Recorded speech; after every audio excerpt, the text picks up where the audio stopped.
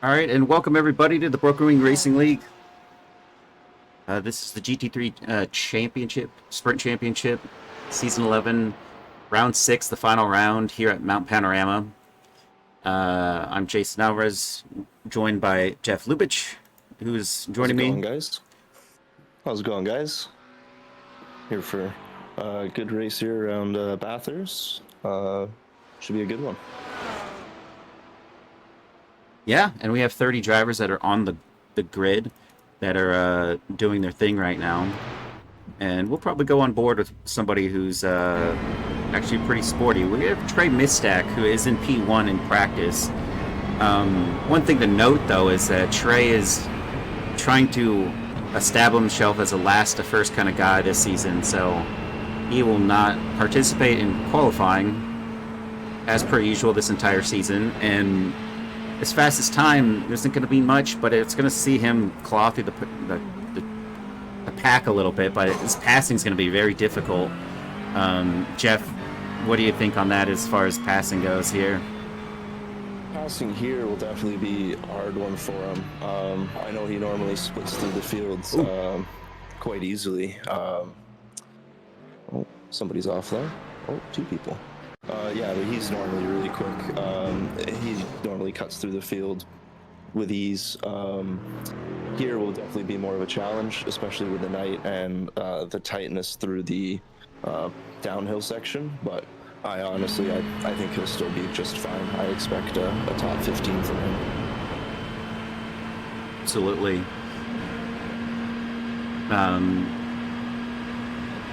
Especially since it's a 90-minute race here, this is going to be a 1.5 times points advantage, so it's going to be very, very contentious for this last round, because this last round is going to really set the tone for who is going to be who in this. Going over to one driver of Jacob Simmons, who's sitting in P2 in the championship. He has the net points of 1,654. A driver just ahead of him in P1 in the pro standings in the championship is Christopher Daniel of Pax Oceani Racing Nomads, and he has a gross points of 1,668. So they're only separated by less than 20 points, and their drop week is going to show a similarly resulted race, which is in race 2. Both of them didn't net a high amount of points there, but the points differential might be enough for Jacob to really claw that P1, but who knows? We got to see him get ahead of Christopher Daniel in this fight. Also, similarly, if something happens to Christopher Daniel and Jacob Simmons in this race, Peter Flannery, who's sitting in P3 with 1,464 and a positive finish in the top 5, could see him also take the Season 11 Pro Standings Championship. What do you think? Who's it going to go down to in your mind there, Jeff? Honestly, it's tight. It could be any of them. They're real close in points, those top two. And yeah, if they end up taking each other out, it's all game for Peter. But yeah, it's a hard one to say, because they're both really quick drivers, both know what they're doing, smart. It'll be a good one, that's for sure. But yeah, in terms of who I think it'll be, I got no idea. No predictions out of Jeff on this one, so that's fine. But going over to the AM class, we have Rodrigo Theory, who is possibly on track. He is. Eric Koonsman also just in front of him right now on the relative, but behind him in the, I guess in terms of pace right now, that is P11 for Rodrigo, who just went across the line to gain a couple more spots. Eric Koonsman is in 18th. In the standings, Rodrigo is P1 in the AM class, netting over 1,047 points. His closest rival is both drivers of Avalanche Racing Team of Tyler Kern and Kyle Howe. Kyle Howe is here. He has not set a time on the board, so we don't know what his pace is going to look like in this race. Eric Koonsman is in P4 in that the AM class championship, and he is also in a similar boat with 410 points. Drivers ahead of him with 507 and 549 respectively. So not much is going to change for Rodrigo Theory here. He just has to keep it between the white lines, I would say, and just let that the graduation to pro class. You think? Yeah, I think he's just he won the championship last race, so yeah, at this point he's just trying to keep it clean so he can get to that pro grade and fight for that pro championship next season. Absolutely, I agree with you. He would be, if I'm not mistaken, in P. You'd be in P8 in the AM, the Pro Series if he was ranked with it. Yeah, which is just, it's as class as an AM driver coming into the season. It's just probably threw off so many of these pro drivers. Just like, what is this AM guy doing here? But he is quick, and yeah, he's kind of come out of nowhere. From when I started, he was not as quick, but in the few months that have passed, he's definitely deserved where his pro rank once he gets it, of course. Absolutely. I can definitely see it. He's not single-handedly, but he has Dylan Maroney, his teammate, as the Draft Punk Silver team. They are sitting in P4 in the team championship, just behind their sister team of Draft Punk Gold, and that is going to be Peter Flanner and Elliot Burton, who have 2,220 points. They are equal on points with Bush's Baked Venus of Chris Lambeth and Jacob Simmons, who, Jacob Simmons, we've seen him. Chris Lambeth is just behind. Jacob Simmons goes ahead of Christopher Daniel in practice, and Chris Lambeth in 7th, his teammate in 4th. They are sitting in P2 behind the Pax Oceani Racing Nomads of John Javecki and Christopher Daniel. John Javecki, who has to serve a qualifying ban, is going to have to do a similar feat with Trey Mistak, last to first and gain as many points as possible in this race in order to keep that fight alive for them to win the team championship. Because they have two drivers who do not have qualifying bans, and that is the Bush's Baked Venus of Chris Lambeth and Jacob Simmons. Peter Flanner does not have his teammate here in this race, so his net points is not going to be as much of an impact to the other two teams that he's facing, because both drivers are there. So he's going to have to struggle with that one. Peter Flanner is sitting in P1 as well, so maybe that will be his solution. Net the most at the highest position possible.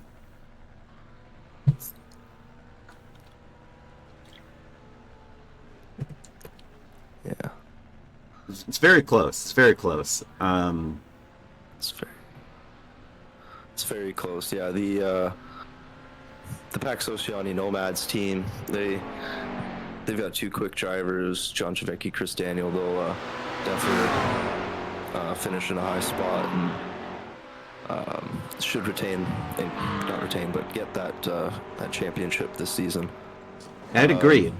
I would agree with you on that. I think that they just have to keep it together, no major incidents, and we can see them retain a good standing there. Because John Javecki, who will have to come from the back, he's still going to get some points wherever he finishes. It's going to be a 0.1 times points on that. So he's got to see himself getting back in that top 10, or even the low teens would really help out his teammate of Christopher Daniel, who we could see possibly finishing in the P5 to P1 range at the end of this race. So still a good net haul of points, but I think the strongest team right now is the Bush's Baked Venus, who have both drivers out there. And thanks for that cat stack. I guess that's Trey Mistak maybe, for making me realize I didn't have my my volume set to my headphones.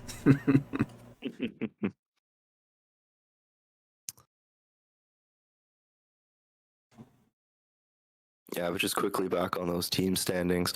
We said that Peter Flanders without his teammate. So he's got to get good points. But this is a 1.5 times, and Jacob Simmons will definitely do good. But Chris Lambeth, there are some races throughout the season where he has more or less binned it or gotten himself in some sticky situations. So I'll have to look out for that, because Peter Flanner might be able to take it solo if something like that were to happen. Absolutely, and then just the tight walls coming in here, it's just going to be a really sketchy 90 minutes. You're going to have to be on the ball at every point, especially with it being dark. You can already see somebody just clip the inner wall there on their exiting there.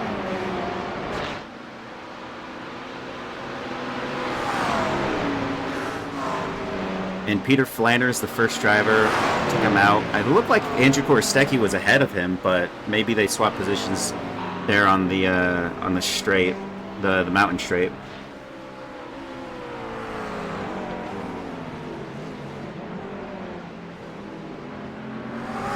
And if you're just joining us, this is qualifying. We have 8 minutes 40 seconds left to go, and almost every single driver is out there on track, with the exception of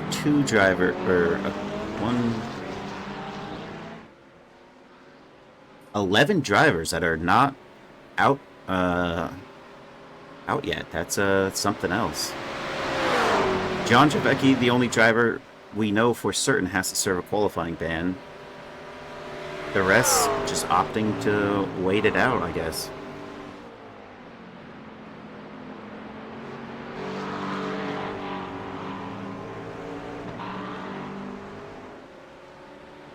Now let's go on board with Peter Flander to see what he's going to produce here for his first time to lap.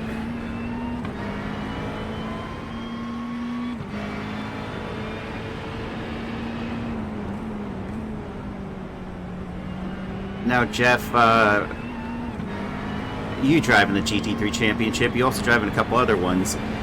In your opinion, when you're doing your first time lap during qualifying, are you going for the maximum limit, or are you trying to just get a good, like, banker lap in? What would you rather go for here? For me personally, with the GT3s, you can put a bit more into the tires on that first lap in comparison to, let's say, your Formula cars or your NASCARs, where you really have to baby the tires in that first lap to really get almost like you said, a banker lap. With the GT, you can be a bit more aggressive, but definitely that second lap for me, at least. The first lap for me, I use more as a banker to warm up the tires, and use that second lap to really push and get my time in.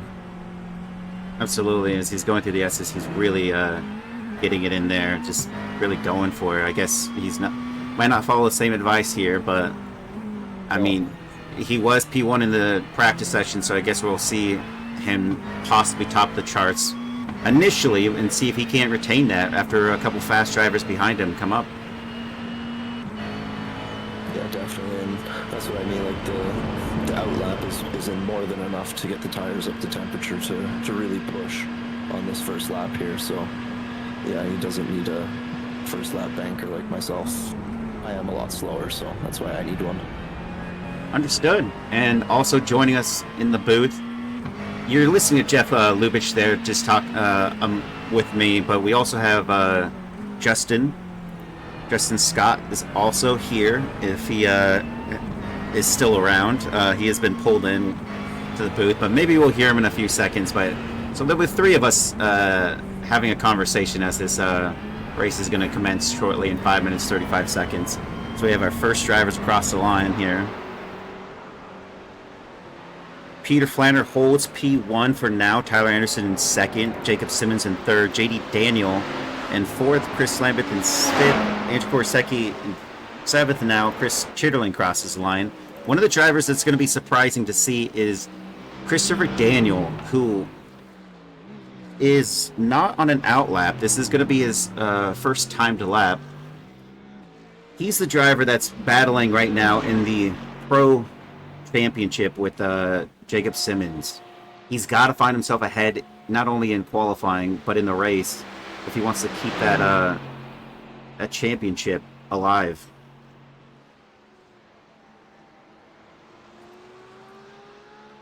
And Jeff, yeah, I guess we'll wait for Justin to join us. Maybe he's just eating his tacos.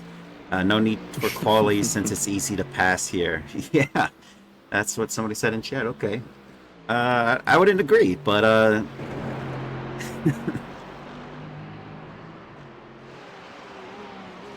I think the what's going to be most difficult. Ooh, look at that! Christopher Daniel goes across the line and sets the fastest time with a 104, almost even there.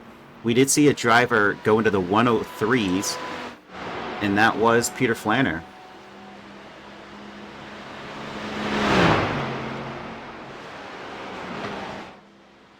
Now, can Peter Flanner respond to this? Can anyone? That's, less than half a tenth separating those two at the 1 and 2 spot there. As we have Steve McAllister rounding out P15.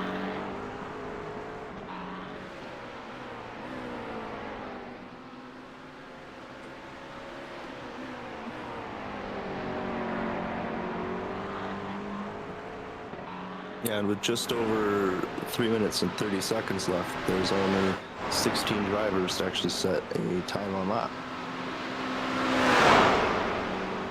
Yeah, the 17, we still have 6, 7 drivers that are in the pits that have not come out. 6 of which should be able to come out. I'm guessing we're gonna maybe have 5 of them try to come out at some point. It's got 3 minutes left to go. It's really going to be tough for them.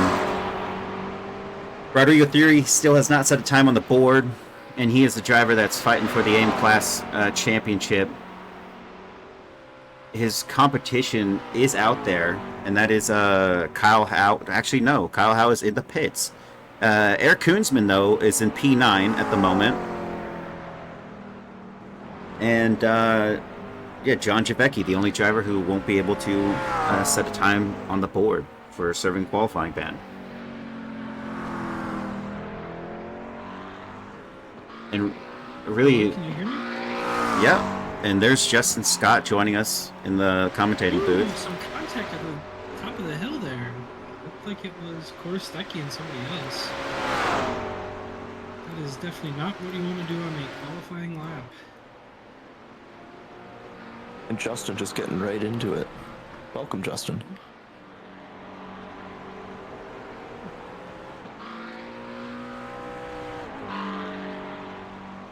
Yeah, Justin is really quiet. Justin, can you say something else again? Cooper, I'm loud in your heart. Okay, there we go. I think that's a little bit... Oh...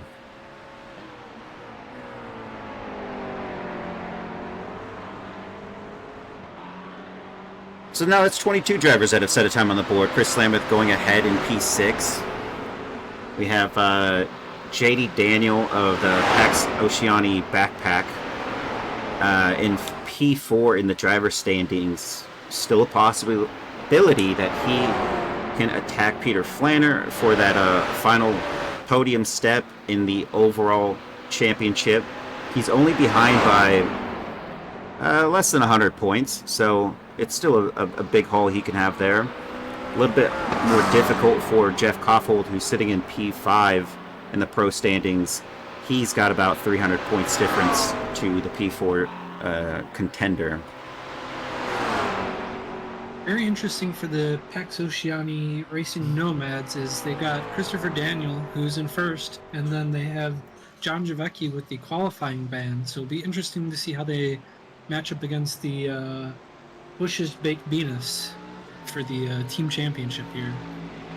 And they're separated by 14 points on the net total there on the team championship, so it will be interesting. 20 seconds to go. Christopher Daniel still actually has gone back out and responded with a 203.892. Peter Flanner already in the pit lane. Jacob Simmons, who's battling it out in for that top step. He was the season 10 champion for the Pro Series. This is going to be a very long battle for this last race. And it looks like he's going to hold on to provisional P3 there unless Tyler Anderson can respond before this session ends. This being an endurance round gives a lot of time for John Javecki to work his way through the field with that qualifying ban.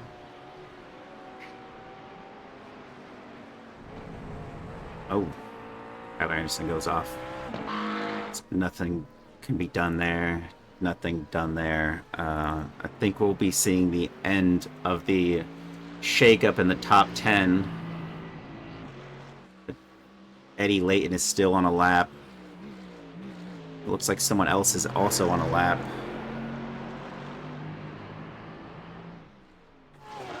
As he crosses the line, does not improve his time. Looks like Marshall's going into the pits. Michael Oceans, who's in P17. Ooh. Always see the worst in things. Ooh, that is very unfortunate. And Alex Othen, who has not set a time on the board, will be our last driver. Oh, possibly he's still going for it here.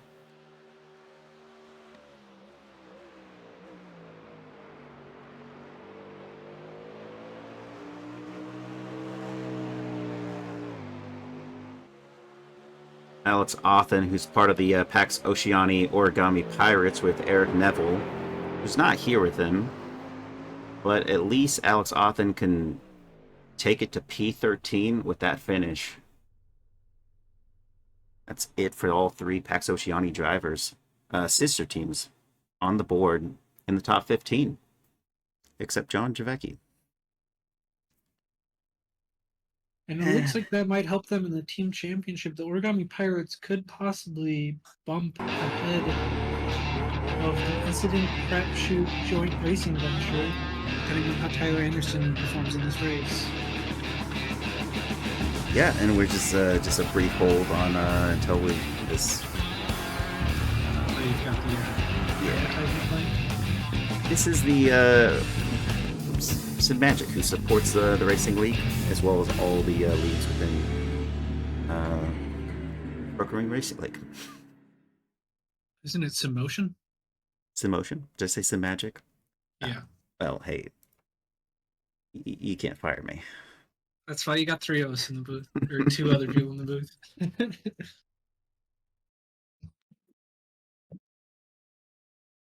And with that said, it's going to be changing over here. I have the grid. We'll skip over the top 15 as you can see them on the board.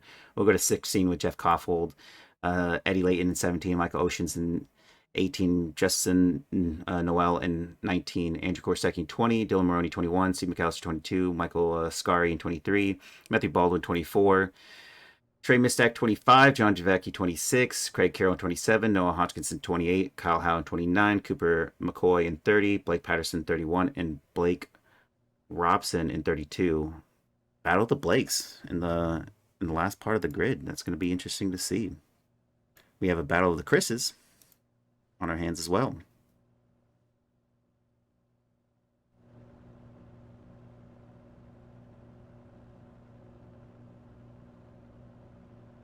Any, between Jeff and Justin, any predictions you guys have right now? I think it'll be very interesting to see Trey Mistak cutting through this field. This is a personal favorite track for Trey, so I think he'll be very aggressive and know where to set his overtakes, and I think he can chew through this field pretty quickly. Yeah, I'm also interested in seeing Trey and his cutting through the field. I'm also interested in seeing how John Javecki gets through as well, especially with him in the team championship.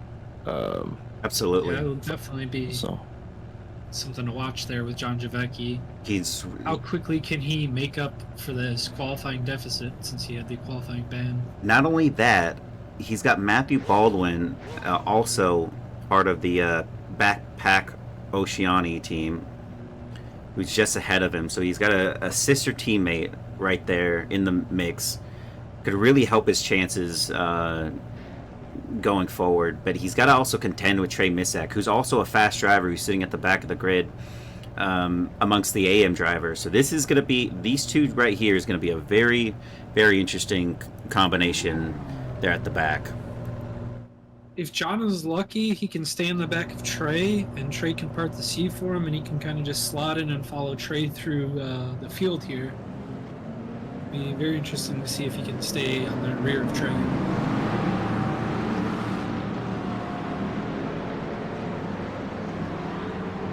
And it looks like we have 44 laps, and we're about to go green.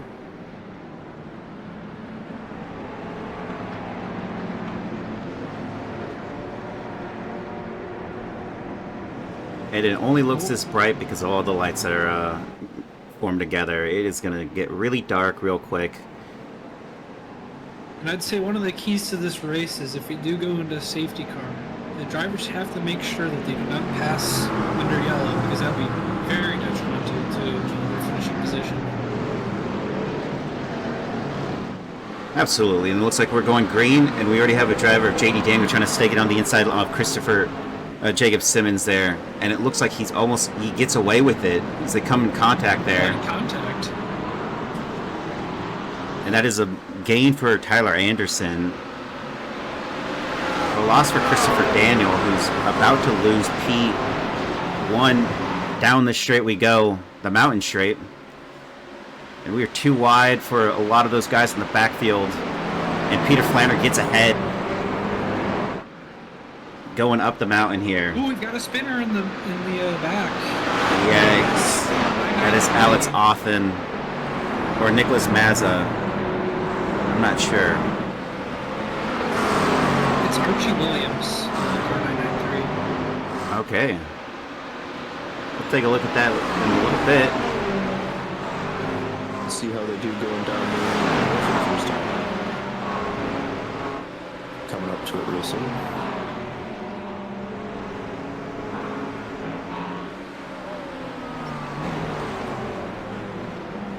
And so far, it's been relatively clean out of all the drivers in the top 10 here.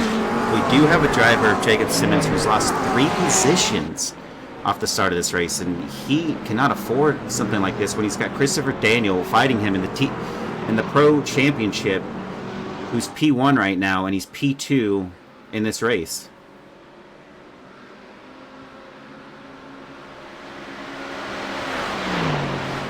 And if it looks like the scoreboard is all messed up, it's because that is like lap 1 stuff. It will get reset after they cross the line here.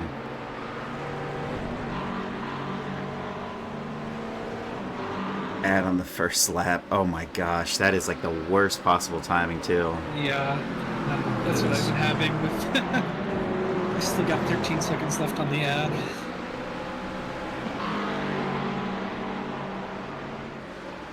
It's truly the worst timing. I think it went to ad break right after T1. And it looks like I'm back from my ad break. Okay, Rafael Santos is going side by side with Trevor Bonesteel, with Alex Othen right there in the mix. Rafael Santos was down 1 position at the start of this race. He's P10, maybe 11.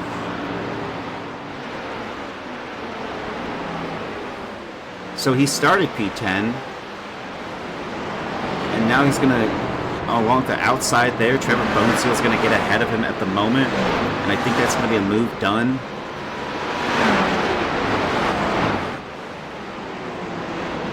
And then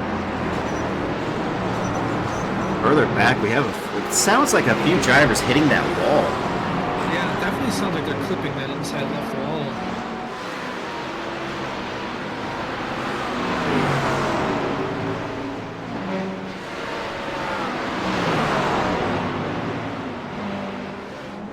Hopping back over to Christopher Daniel, who is still holding strong with Peter Flanner. Tyler Anderson's joining the mix here. JD Daniels a little bit further back. Oh, he got another spinner. Oh, he's Another blocking spin. the track. That is about 4 or 5 cars caught up. Oh, he's cleared. Yeah, there's a yellow for after that for sure. Justin Yes. Noel. Yeah. Noel. We are under safety car now. Actually, we'll, since we're going to get a safety car, we'll take a look at this. Oh. And that is a real mix-up there.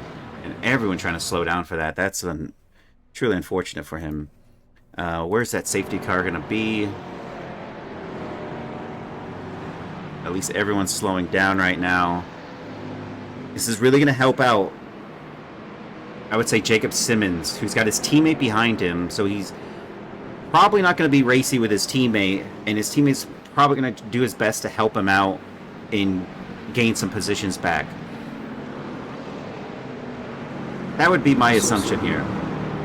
This will also be a good chance for John Javecki to get a better start here. He didn't do too well on the last restart. He only gained himself 2 positions, where he had Trey right beside him is up into 17th now from 25th, so almost up 10 positions. So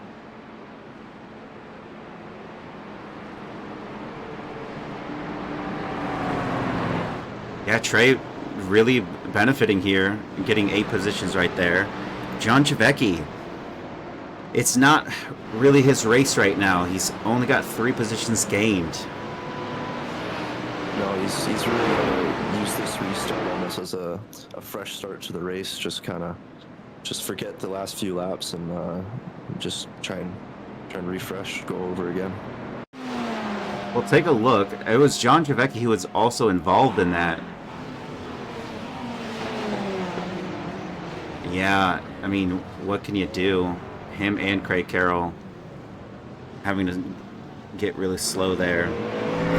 Archie Williams earlier on. Ooh, that is unfortunate. It doesn't even... If we go back, they just barely make contact, and that is the right rear of what I would assume is Chris Chitterling's car. It's the only driver that was being a sport in that livery. So an unfortunate thing for this driver, but look at him whipping that car around and going back out there. Like that is that's exactly how you want it to happen.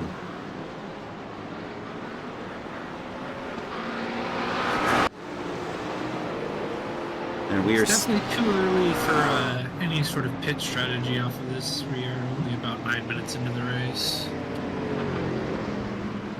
Yeah, lap 3 of 44. We won't see anybody going into the pit right now.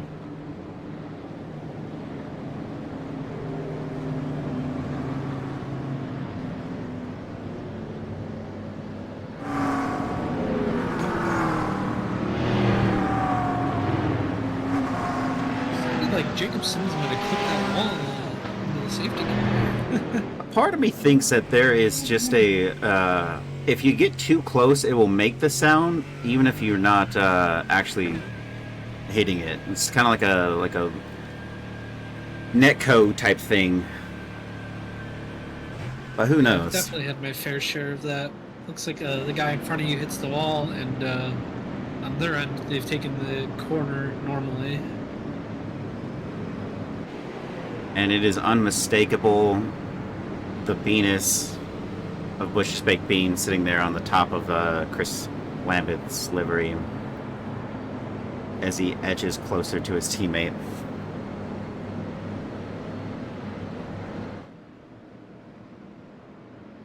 And the safety car is what? Is 2 full laps here, so it's going to be Well, they might be trying to go shorter, but I don't know if that will happen. They are having discussions in the race right now between admins, but we don't know if they're able to, make it any shorter or not. Yeah, Emmanuel, the race race started. We're on lap 3 with a safety car that has neutralized the race for just a little bit. We're gonna go another lap here, then we'll probably go back to green. Chris is edging his teammate.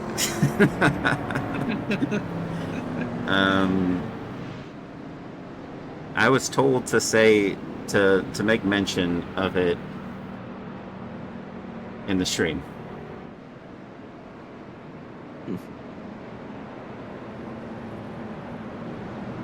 Now in this restart, it's all going to be up to Peter Flanner here, who's going to be able to set the tone. It looks like he's, it's kind of odd. Christopher Daniel set a full second gap there. I know he's pulling it back in, but it's giving him a lot of space. Kind of going to have a Concordian effect here. Accordion effect, so I should say, on how these drivers are really snapping up, because, like, some of these are getting, toe-to-toe, wanting to pass almost. I think the driver who requested you to talk about edging was, in fact, Chris Lambeth. So, you applied that to the right driver, I'd have to say. I think I did. That is Justin Noel, who was the driver in question who went into the pits. If you are blocking the road, it is the advisement to immediately tow as to not further disrupt the race. And he has done so correctly. I think as soon as his car was, stopped, he went and did that. So he's got to catch up to this pack, as they're going down the hill right now. Archie Williams was down 18 positions. You can see something happening for him. His car wasn't really damaged. It was just spun. So he's back in this fight.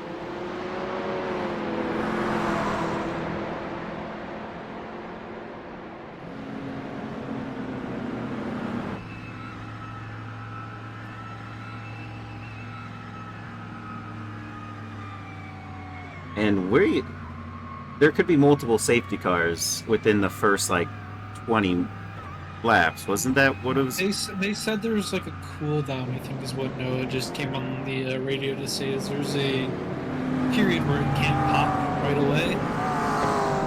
Mm-hmm. So, but I don't know the exact specifics of how the safety car is set up.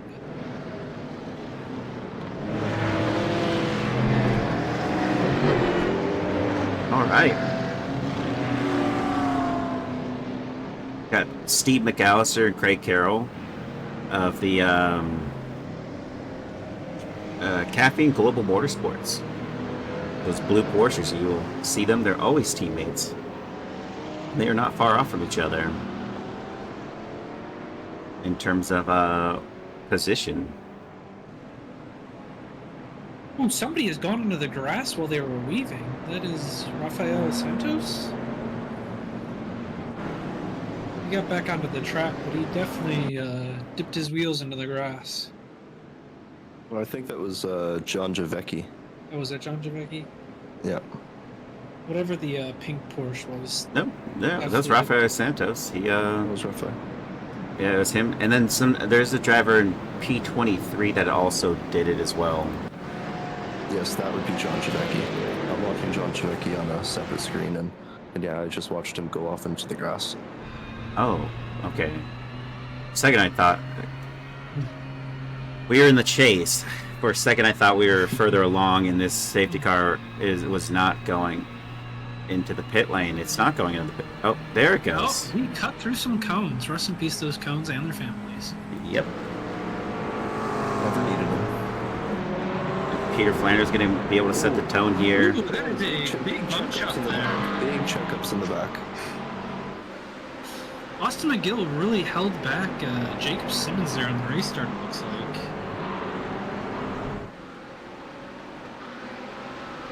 And a good start for Peter Flanner. Austin McGill further back. He's got Jacob Simmons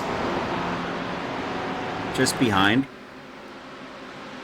And even further, you can see the difference in those drivers. Trevor Bonesteel now having to defend. And that is Rodrigo Theory, who goes by. And that is P9 for Rodrigo Theory, the AM class champion. Almost for certain, but actually loses the position after turn 2 before turn 3.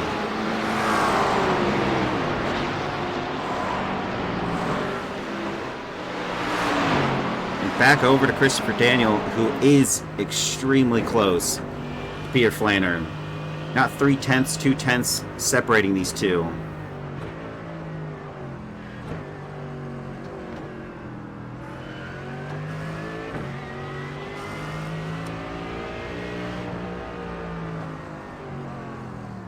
Ooh.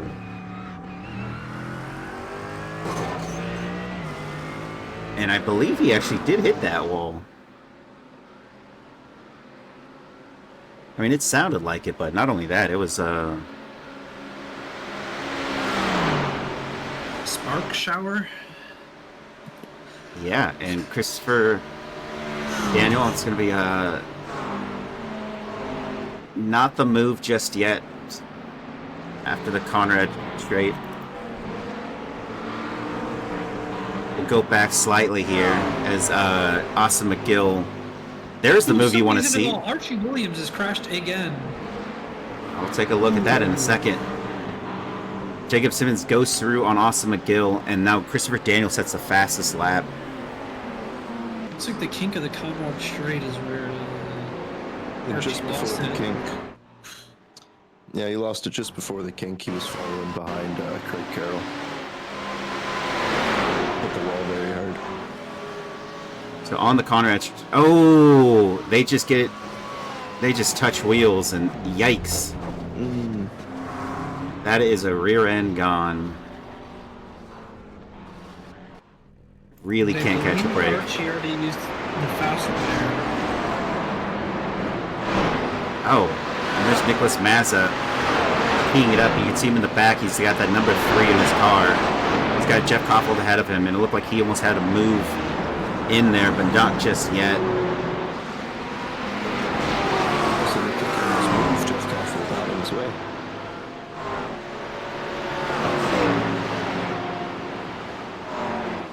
We are in V8 Supercars land, so a little bit of a bump and run is not foreign to this track. You're very right. I just wonder if the drivers know that. On board with Rafael Santos, who looks to want to have a little battle here with Rodrigo Thierry, who is still holding his own here in the top 10. The AM class champion. I'm already crowned, essentially. There's no one that's really going to fight him on this last race for that championship. So Mazza isn't exactly a stranger to the bump and run either.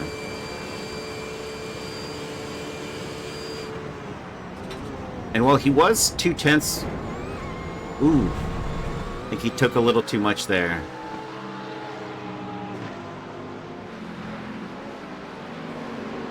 And is Alex Othen gonna have a movie? Not yet.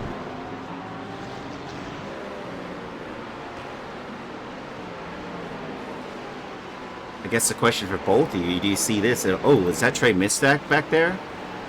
A driver of Alex Othen who didn't go for the move. But Trey Mistack gets it on, what's that, Eddie Layton? Yeah, that would be Eddie Layton and they blew No, that would, sorry. I mean to say, Eric Koonsman was Koonsman, the Venus asset. Yeah, he was the driver who got passed initially, and then Eddie Layton followed Trey Mistack through, both capitalizing on that.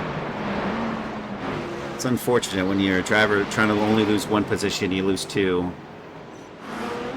Looks like something happened to John Javecki. I don't know what happened, but he's just crossing the start-finish line, it looks like. He's on an outlap. He was in the pits for 52 seconds.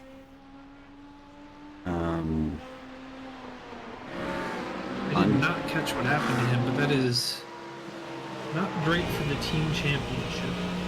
Not at all. Ooh. Look at that move. Andrzej Stecki in the S's. Very brave there. Gets it down on Michael Scari. Sorry, Marshall Scary.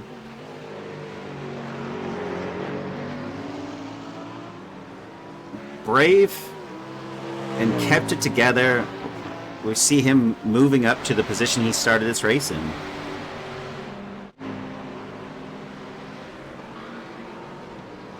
And it looks like Eric Koonsman is not done with Eddie Layton, and he's looking to get that position back. Eddie Layton into the grass a little bit.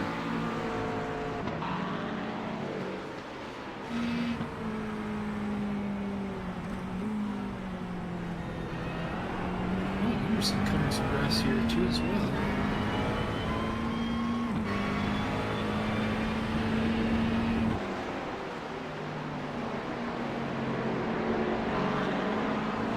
Now we're going to see another possible move here. This is 10 positions gained for Trey Mistak. Is this going to be 11 positions gained as he goes ahead here of Nicholas Mazza, who's going side by side with, and gets the move done before the mountain straight ends.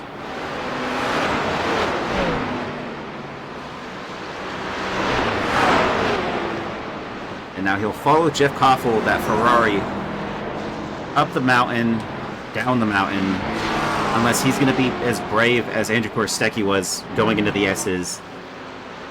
I don't think I've seen a move like that in recent memory.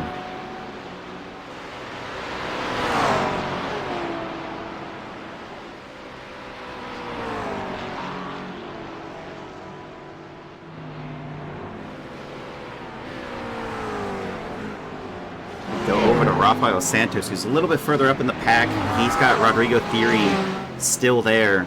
Hasn't been able to make a move on him. Alex Oppen, also a driver. All three of these drivers are basically stuck right now. No positions gained, no positions lost at this moment in time. Overall, they've lost one and gained one. But these three are just following each other in tandem right now. Yeah, I've been watching this battle for a couple laps now, and it seems like Rodrigo is quick through the start straight, the end of the downhill, and just before the uphill. It's that Porsche then comes into its own through the mountain section, going up the hill and down the hill, where he really closes that gap. So I think if there's anything, Rafael will have to send one, kind of like Korsecki did through the S's. Yeah, I would agree with your sentiment there. And we also know the Porsche isn't going to be the strongest on the straight, so it's going to have to find some time in the cornering to get past and hold it together. And I thought Tyler Anderson might have something on Christopher Daniel at the moment, but he doesn't. But Trey Mistak does on Jeff Koffel there, overtaking him again before the mountain straight even ends. We're seeing a lot of overtakes here out of this driver. Not so many out of some other drivers. There's just a confidence. Pre-race that Trey Mistak really knows this track and he knows how to cut his way through the field here. Absolutely. And not only just that, he just is determined to get it by and doesn't really let anything stop him. We're only on lap 9 of 44, and Trey Mistak is now P13, up 12 positions. With the sun coming up here, we're going to see... Ooh! Did you see that? Barely, but on the left side, Jeff Koffel hit the wall. Rafael Santos was going to clip the wall a little bit too and gave a tiny little bit of a gap to Rodrigo here.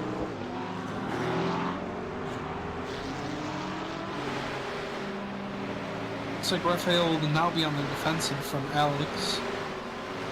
Yeah, that's going to give him a little bit of a breather there. As you were saying, Justin, the gap is slightly formed with 0.8. It's good enough. Another thing to consider with this longer race is somebody like Tyler Anderson, who I know loves the fuel save. He might just be biding his time behind and just saving all that fuel so we can have that much shorter pit stop.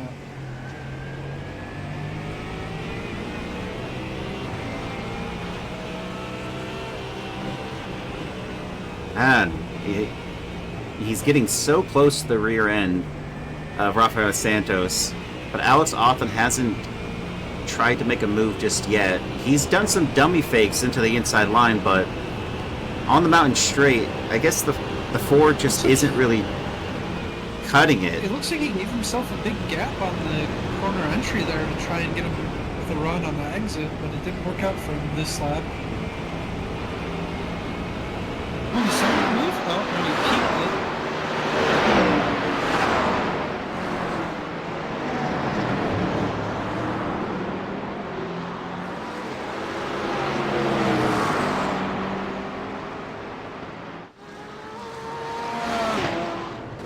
Oh. Pop back here. Oh, no, he just... Oh, no.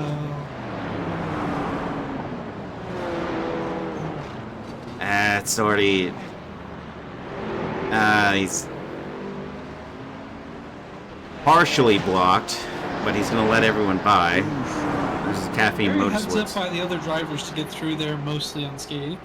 Yeah. A driver who was in 14th.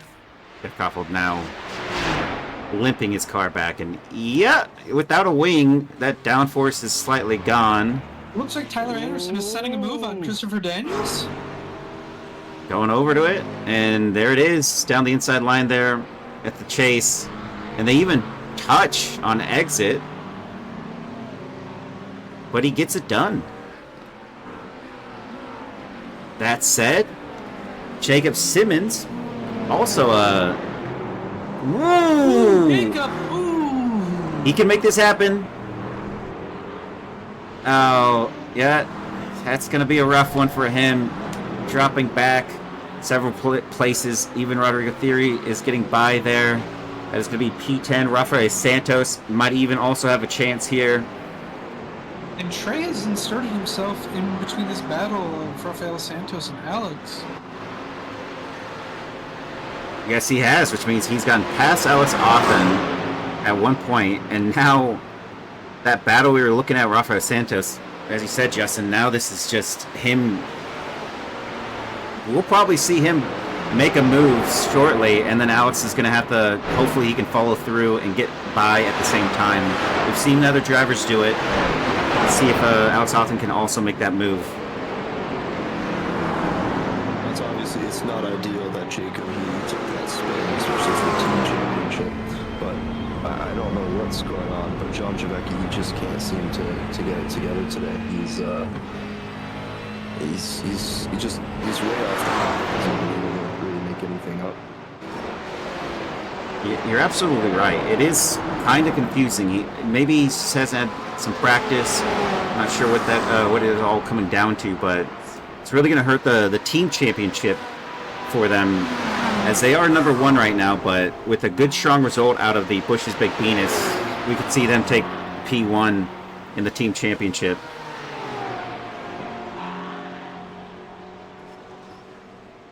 Especially with Chris proving me wrong with my initial statement. Looks like Trey sitting Bistek might be P6. sending the move right here.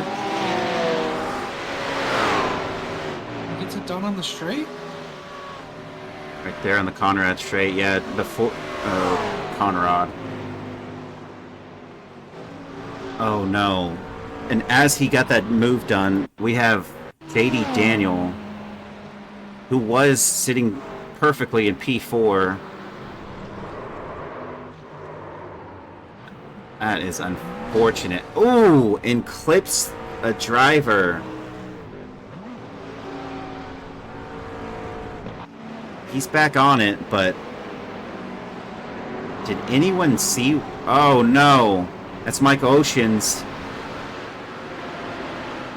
That is live, and he has spun it.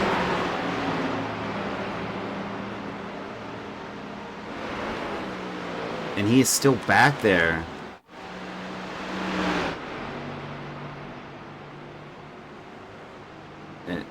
And he's gonna have to wait. Or, no, he's going for it. He's fine.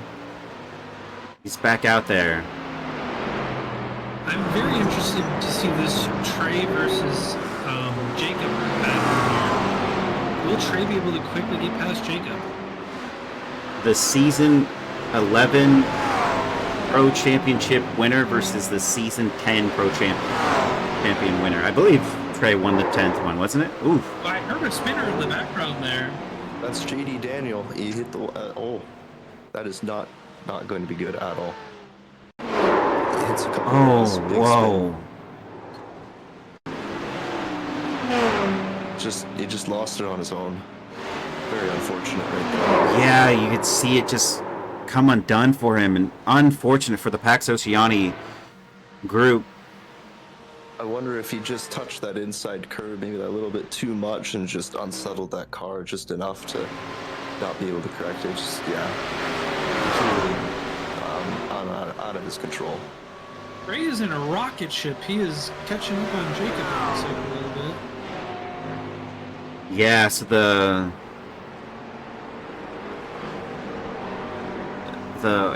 I can't even remember the name. It's the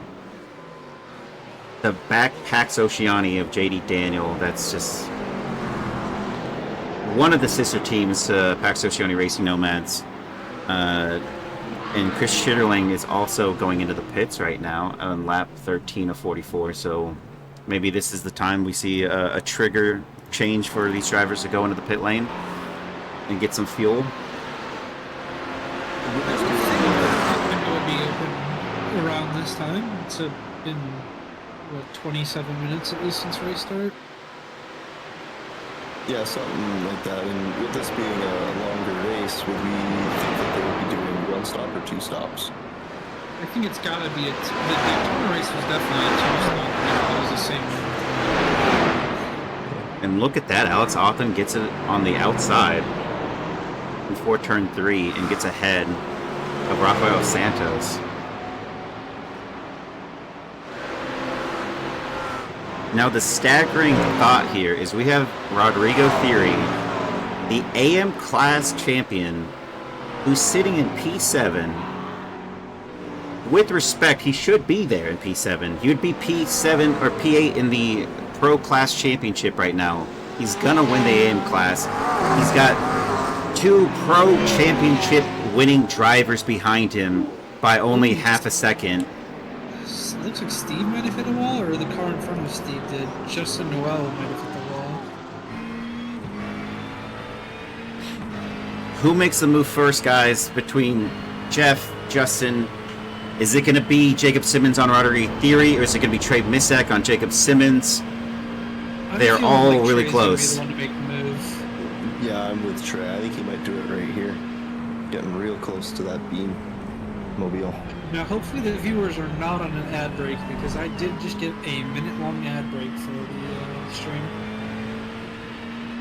Jacob Simmons is going in the pit lane so that's not even up for a debate there. We're going to see Jacob Simmons go ahead, or Trey Misek inherits position off that move. Everyone else opting to stay out. Could the undercut be the thing to do? I was going to say, we're now going to see if the undercut is the way to go, or if the overcut is the optimal strategy. Yeah, Christopher Chitterling is the first driver to do so. He did a 44.1. He's lost 10 positions. Every driver ahead of him is on a different stint strategy. And Jacob Simmons is still in there. Oh, and do you see that driver back there?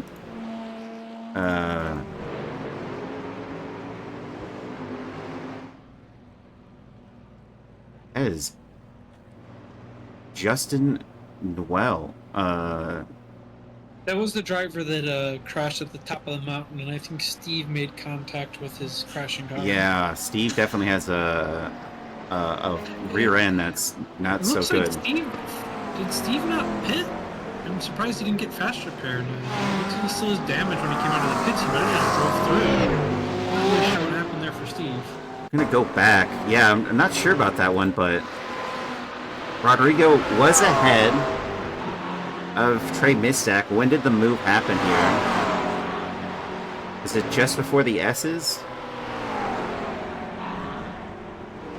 Ooh, Rodrigo takes a little bit of that curbing and as well as the grass, and Trey Misek goes through. How to capitalize on someone else's mistakes. 101, we have Trey Misek now in P7 on lap 14 from 25th on the grid. I'm watching Dylan Maroney here against Steve. Looks like Dylan is very hungry to get past Steve. I see some smoke at the top. I don't know if anyone crashed. Oh, a big smoke cloud. But I don't see any... Did the car reset? The car would have reset. Us AMs never stood a chance with Rodrigo still being an AM class with a 2.6K I rating. It looks like Dylan Maroney is getting this move done on still. Oh, they make contact. They make wow. Strong contact. But Netcode pulled them away. Looks like Steve is he going to stay alongside? Is he going to stick it? Looks like he backed out. Andrew Krustecki is in the pit lane now. And so now we have drivers of Jacob Simmons, who is out there, and he is in P13 at the moment. Every driver ahead of him has to pit. He is 51 seconds back from the leader. If we go towards the driver closest to him, he's still about, I would say 35 seconds back to, or even further.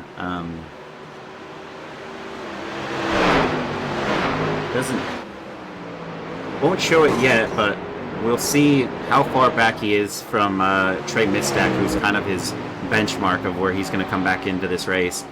Is it going to be P6 or P7 or P5?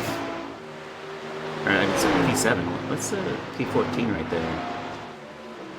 We have 6 and 7. The AM class is the best class.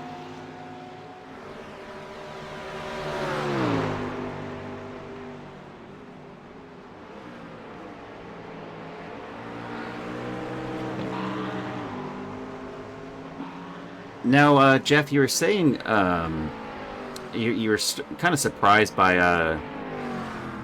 John Javecki, but what I can't say is now we're seeing this driver really kind of come into his own here. He's now up 8 positions. It's P18, so he's reeled back in some of his competition. He's got Eric Koonsman, Dylan Maroney ahead of him. As far as laps go here, John Javecki's best lap was a 2:04.8. His last lap was a 2:05.4. And both drivers ahead of him, he's done over a full second faster on best laps. As well as the last lap, he was 1.7 and 3 seconds faster than both these drivers. So yeah, he's definitely in the time that we've been away watching some of the other racers, he's definitely picked it up and grit his teeth down and just got to it. Yeah, just putting in great times. He's going in the pit lane now, so we'll see what place he comes out when he's done in the pits here. John Javecki might be playing it safe and just getting positions based off of other people's incidents. I mean, it's been working pretty well for him at this point. Absolutely. We see Chris Lambeth come out of the pit lane, so maybe the undercut didn't really work that well because he was behind his teammate of Jacob Simmons. Jacob Simmons did have a spin though, so that makes sense. There are 3.5 seconds separating these two. Jacob Simmons did a 40.9 on his pit, so I think that's where he was gaining a little bit on his teammate. But still an excellent result for these two drivers would put them in a very strong position for the team championship. Being the first time, or is it the second time? Yeah, it would be the two-time. Bush's Baked Beans has won before. Yeah, this would be the two-time Bush's Baked Beans if they end up winning this one. Back then they had some Duke Lamb Dog Memorial Sauce. Ooh, looks like Andrew Korsnecki caught a slide at the top of the mountain. I don't know if he hit the wall or not. And we've got Trey Mistak currently in the pits, so Peter Flanner's also in the pits. Tyler Anderson in the pits. Rodrigo Theory is coming in. Trey Mistak is in. Does Peter Flanner get out before Christopher Daniel? That is the true test there. Looks like he's dropped it down. Tyler Anderson's dropped it down. He's getting ahead of Christopher Daniel, and that's going to be P2 for Tyler Anderson, who gets ahead. And look at that. Identical times in the pit lane. 45.1 for both Tyler Anderson and Christopher Daniel. Chris Lambeth is rounding turn 1, and that is going to be very close. Trey Mistak with the overcut, making it happen there. I did pull back on Korostecki, and he did make the save at the top of the mountain. Very close to making contact with the wall, but he took the grass for a ride.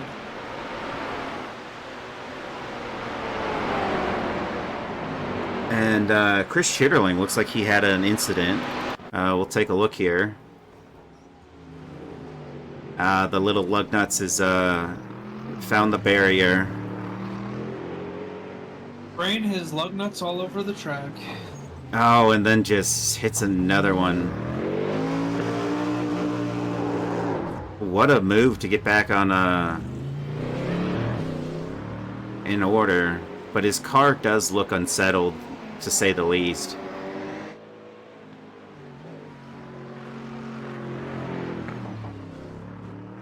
And I think he's back in. Craig Carroll finding the barrier before the S's. Opting for the runoff. And letting the other car through, I'd say that is a very smart decision there. Almost like a chef's kiss for Andrew Korostecki as he almost touched the barrier, just like millimeters off.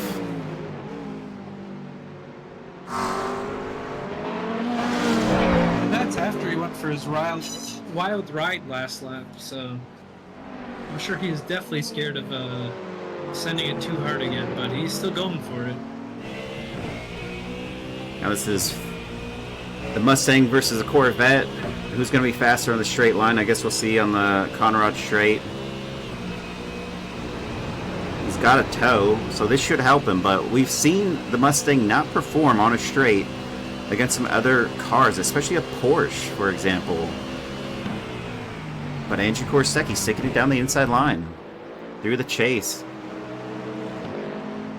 and makes the move on Dylan Maroney. A textbook move there.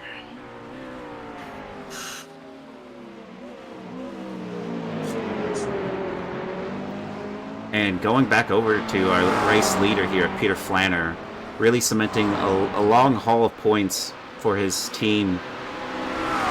More than likely will end up P2 in the championship. Don't quite know with that drop race not in effect yet on the points.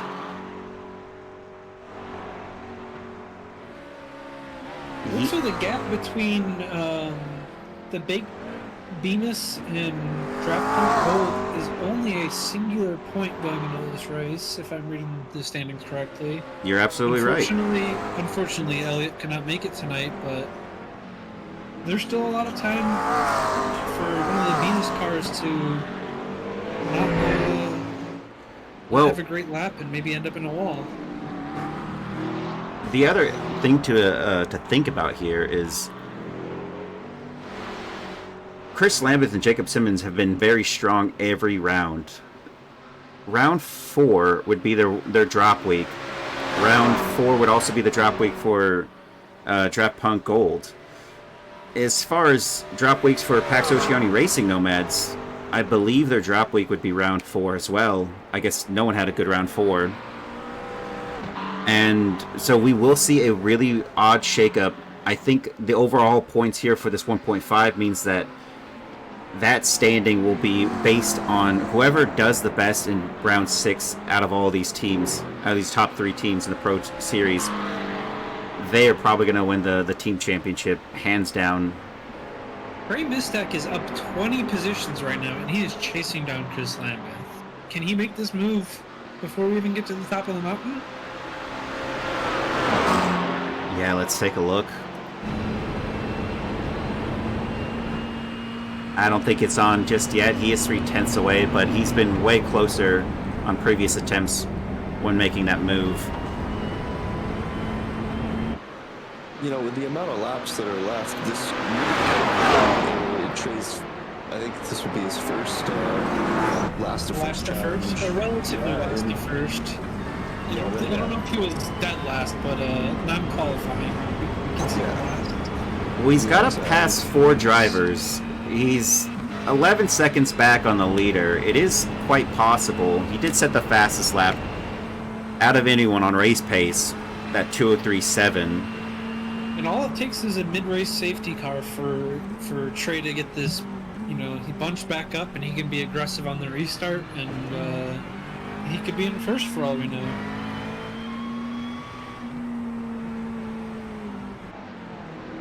Not that anyone would ever wish for a safety car in a Broken Wing Racing League race, especially not in the Twitch chat.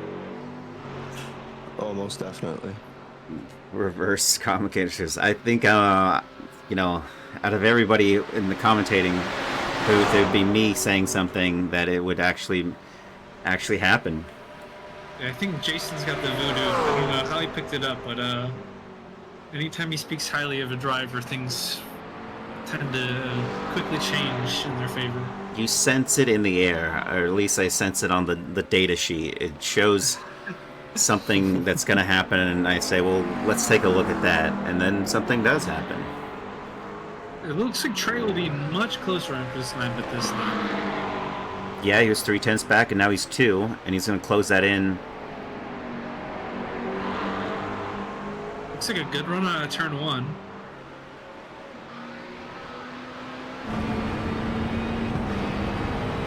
Just up ahead of these 2 drivers, it looks like Christopher Daniel is starting to catch Tyler Anderson.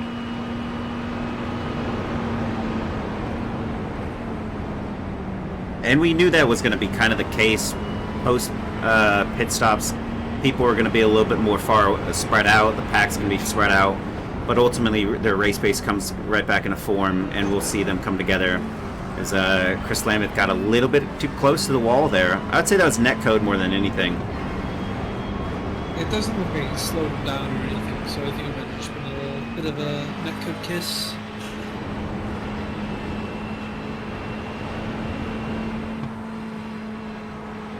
I think this is also a really good reminder for everyone watching what the difference between a driver at the front of the grid is going to be able to accomplish against a driver towards the back of the grid against Trey Mistack. Trey Mistack is now in contention with drivers that are really just alongside his skill level, and he's not going to be able to just make moves as easy as he was doing earlier.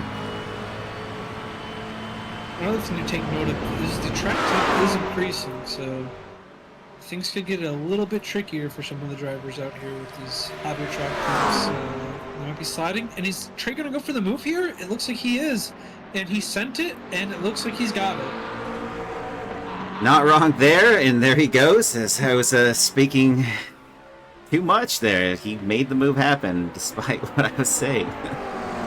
And now Jacob Simmons is right there next to his teammate, 3.5 seconds back in P6. Christopher Daniel in P3. And so far, if Christopher Daniel holds this together and stays ahead,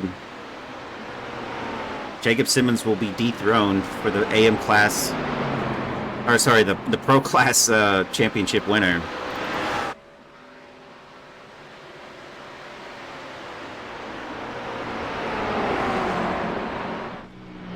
Craig Carroll's on the pits. Matthew Baldwin is the last driver on the grid who is still out there. There's no damage to his car at all. Michael Oceans had that slight spin, but it looks like he has a left front issue.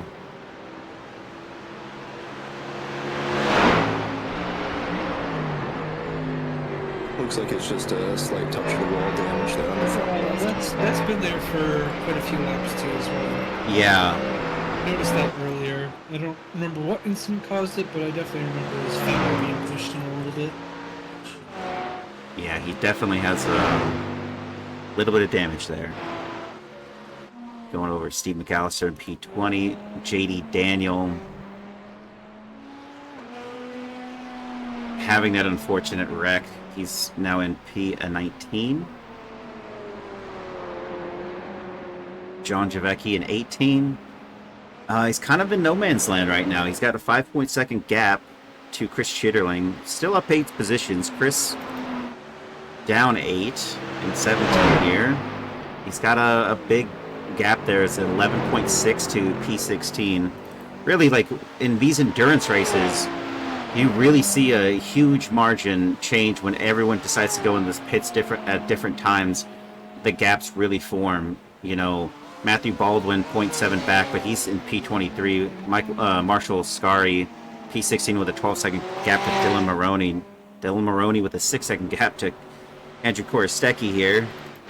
It looks like over this last lap, Trey pulled out about a second and a tenth over Chris Lambeth in just the one lap. So Trey is definitely putting in some really good laps at the moment.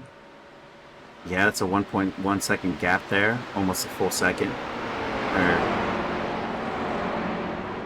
It was a full second, and then now it's up to 1.2. It dropped down just a little bit. But there's Trey in P4 with Christopher Daniel 10 seconds ahead.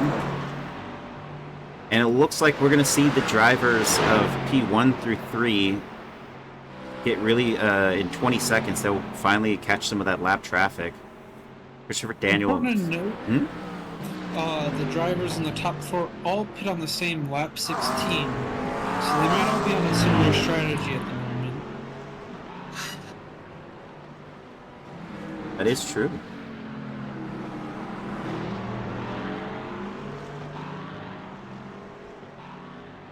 The gap is ever changing, and 7 tenths, 9 tenths.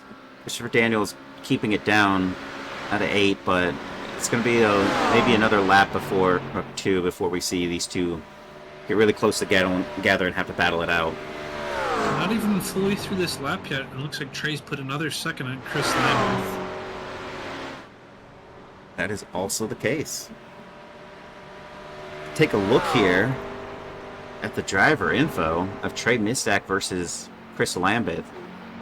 That was a 2:04.1 out of Chris Lambeth on his best lap, and Trey has not done so yet, but he hasn't beaten that 2:03.752, but he's getting closer lap by lap. Christopher Daniels right on the inside bumper of Tyler Anderson right now as we speak. Oh wow, yeah, just bump drafting. He might make a move up here going up the hill. Let's see how wide Tyler can make this car. Doesn't look like he goes for the move yet. No, not yet. It's the better run, I think, up the hill.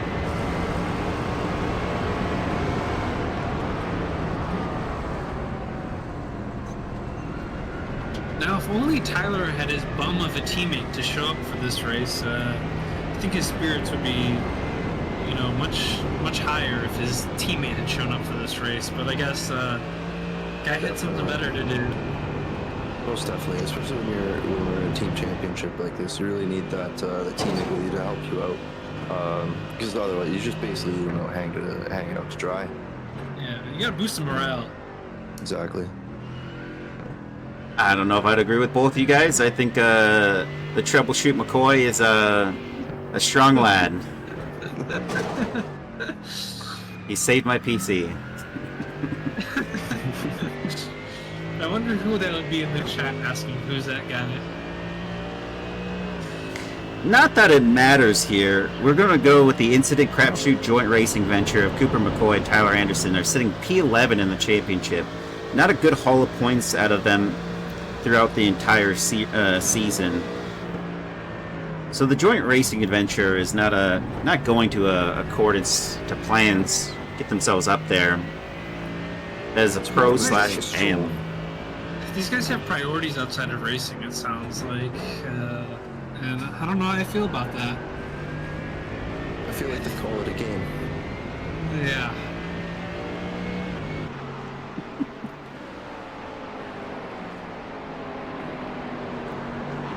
No, if anyone's hurting the team, it's some of those drivers that have not put in sometimes some of these rounds, I should say. I'm gonna go with the our admin staff. are in last place in 17th. Narwhal Racing Team. It's only 39 points, net points in this series for them.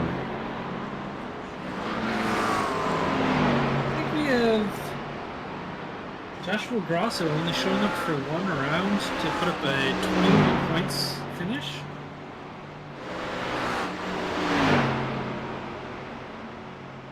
With his teammate Noah, who's got a net points of 18.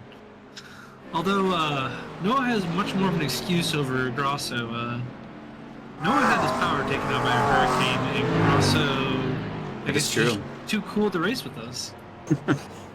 Has other priorities. I understand that. Going over to Michael Scari, just to continue showing everybody on the stream how this is changed up here. Michael Scari has almost a 14-second gap to Dylan Maroney in 15.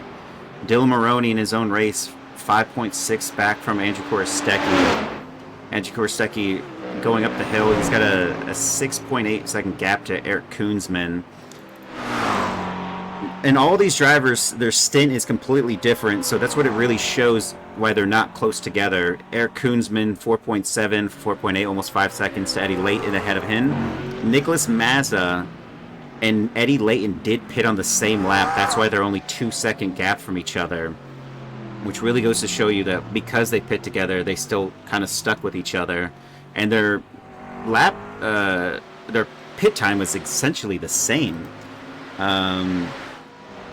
Going over to Nicholas Mazza, there's a 2.1 second gap to Rodrigo Theory, but Rodrigo did pit a lap after them. So I guess the overcut kind of worked out for him there in P10.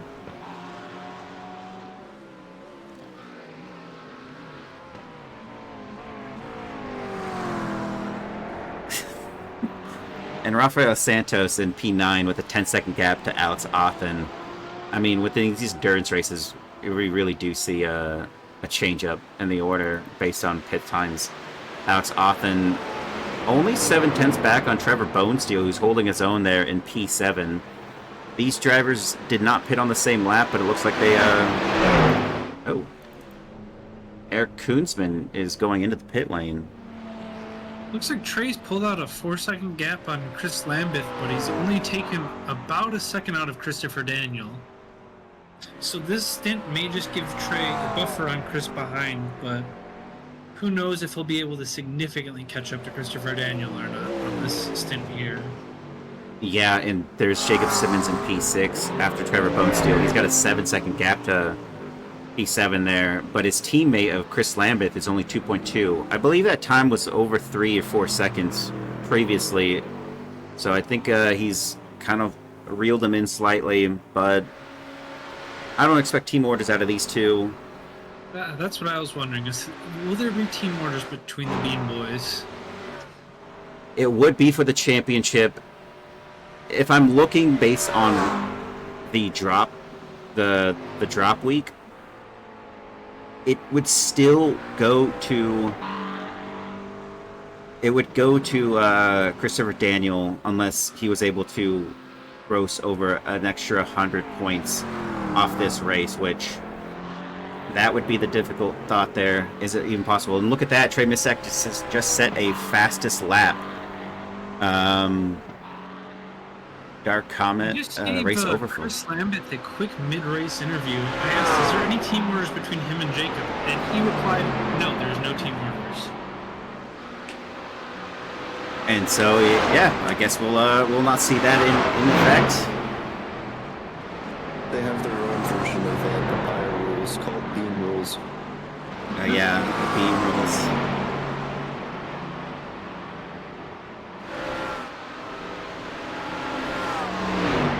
Now Christopher Daniels closer than ever to Tyler Anderson. I think the reason... hit that wall just slightly, but I think the reason why Trey isn't really making inroads here on Christopher Daniels because Christopher has a car ahead of him who's able to use and get a slipstream from, which is definitely helping his lap times, lap after lap. Trey Misek, however, did a 2:03.6 He's 0.4 faster than Christopher Daniel on that last lap.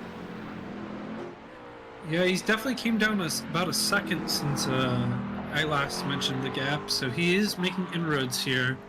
Unfortunately, that does mean he is not saving any fuel. So we will see how things shake up off of their next pit stop. And Dylan Maroney was quite odd. He went back into the pit lane. I believe he already had a stint in the pit lane. Maybe an unsafe procedure? Let's see. But going over to Christopher Daniel here, we'll see on the comparison. Christopher Daniel's able to get into the 203s at the moment. Last lap, Trey Missak is still in the 203s, just 1/10 slower than his previous. He's got an 8.4 second gap, 8.3. It's going to take a lot for him to get closer, even though he's getting a couple of tenths here and there every lap. I think, barring some safety car, it's going to be very difficult for him to not only catch but then overtake Christopher Daniel, or even. I think the chances of a safety car coming out now have very much diminished, just based off of how everyone's kind of driving around in a 2 to 3 car pack here. I don't think that is enough to set off the safety car, so I think we are very unlikely to get another safety car. Yeah, I would agree. That being said, I think that Trey's best option, because we won't get another safety car, would be for Chris and Tyler to start fighting, so he can make up some more time, because they're both really good drivers. I don't think they'll make a mistake either, so I think that's his best bet, is those two just fight and lose more time.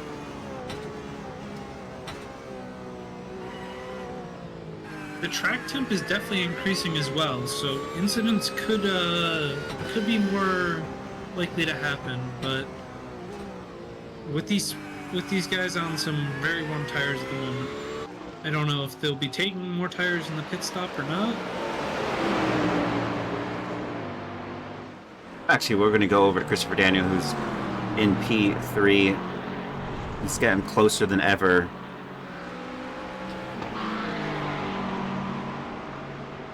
Yeah, the gap between Christopher Daniel and Tyler here, they've just been yo-yoing basically backwards and forth between like 1 second and how close they are right now. This is looking very familiar of Chris Daniels. Ooh, and he's popped out. Let's see if he can get it to stick. And they are not backing out. Tyler stays with it. That's a move by Tyler. I guess there's another ad during this. There's another ad that just popped. During this battle. That's unfortunate. If you have an ad right now and you can't hear this, well, you should just subscribe. And you can see the beautiful battle that's going on right now between Christopher Daniel and Tyler Anderson. Okay. Peter is caught up to blue flags traffic. He is right on the rear of Steve. Let's see if that holds him up much. A 1.5 second gap when he caught up to Steve, and has already dropped to 1.2. Tyler Anderson is for getting... Daniel. It's going down the hill, so he's already dropped down to 0.8. He just got past Steve, so he lost about a half a second there on Steve. Yeah, Steve's gonna pull to the right, I hope, to let these other two by. Steve is making all good decisions right now. They're getting awfully close to him, and that's on them. That is truly on these two drivers. And now Daniel that has reeled Tyler almost into the draft with Peter Flanner.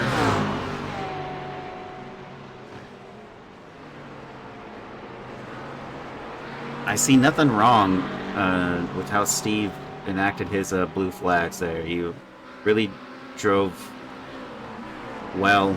There was no space for him to let him by going down the hill. It just is unfortunate timing for Peter Flanner there, I'd have to say. Not too bad. it looks like Peter got his gap back, though. He's up to... Yeah, 1.5. He was 2 seconds ahead, so we will see that. That is Andrew Forstecki behind. He is lap traffic for those drivers anyway. No longer closer than he was previously. But in the background, that 8.2 second gap is now 7.1 7-second gap. With Trey Mistak being the scariest thing on track, 21 positions gained, and he is on the hunt for Christopher Daniel and Tyler Anderson, who are only 7 seconds ahead of him. We're on lap 29. I didn't think it was going to be possible earlier. Oh no. Ah, okay. Everybody is doing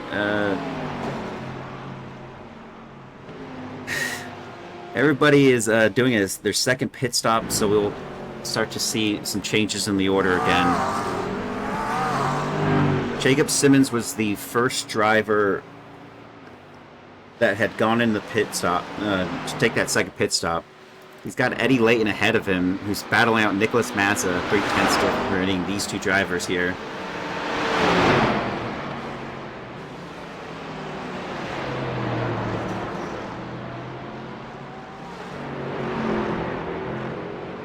And with Jacob Simmons in P10, every driver ahead of him, he's got a pretty significant gap. The pit stop for him was 43 seconds. He's 54 seconds away from P1. He's not going to catch Christopher Daniel, but he will get back up to his teammate for sure.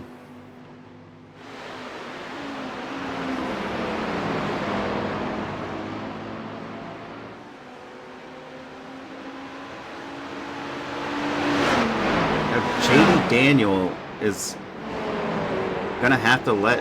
Oh, this is going to be a hard place for lap traffic to make a move outside.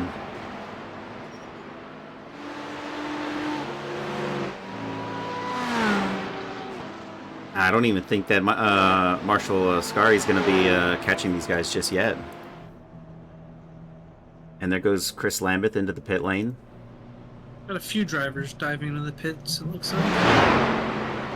Christopher Daniel is still out there, Tyler Anderson's still out there, and Peter Flanner's still out there. Where I say, you'll probably see all three of these drivers pit at the same time again. Chris Lambeth, and that's Trey Mistak, who might be able to overtake. He's made a move on... Looks like Dylan Maroney's serving a meatball flag too, unfortunately. Rodrigo Theory out there in P5, but he hasn't gone in the pit lane just yet. Jacob Simmons just behind. So it looks like this is a good move for him.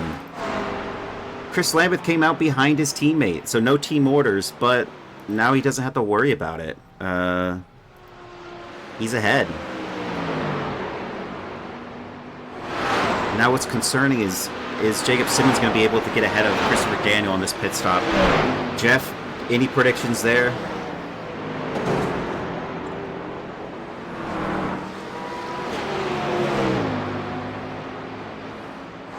Sorry, what was that?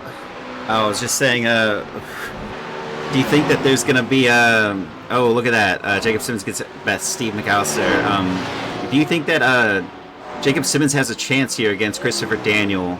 There is a 54-second gap for Jacob Simmons to Peter Flanner, but that changes slightly. Tyler Anderson gap is down to less than a second now, with no lap traffic between the two of them.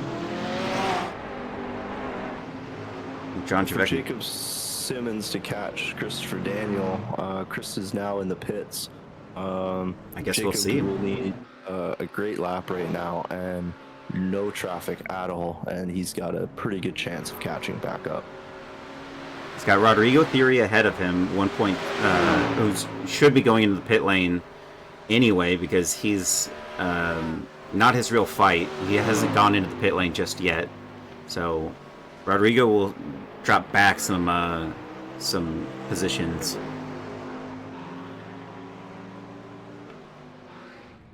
And there he is, still there. Even more of an interesting thing, we have Trey Mistak going into turn one.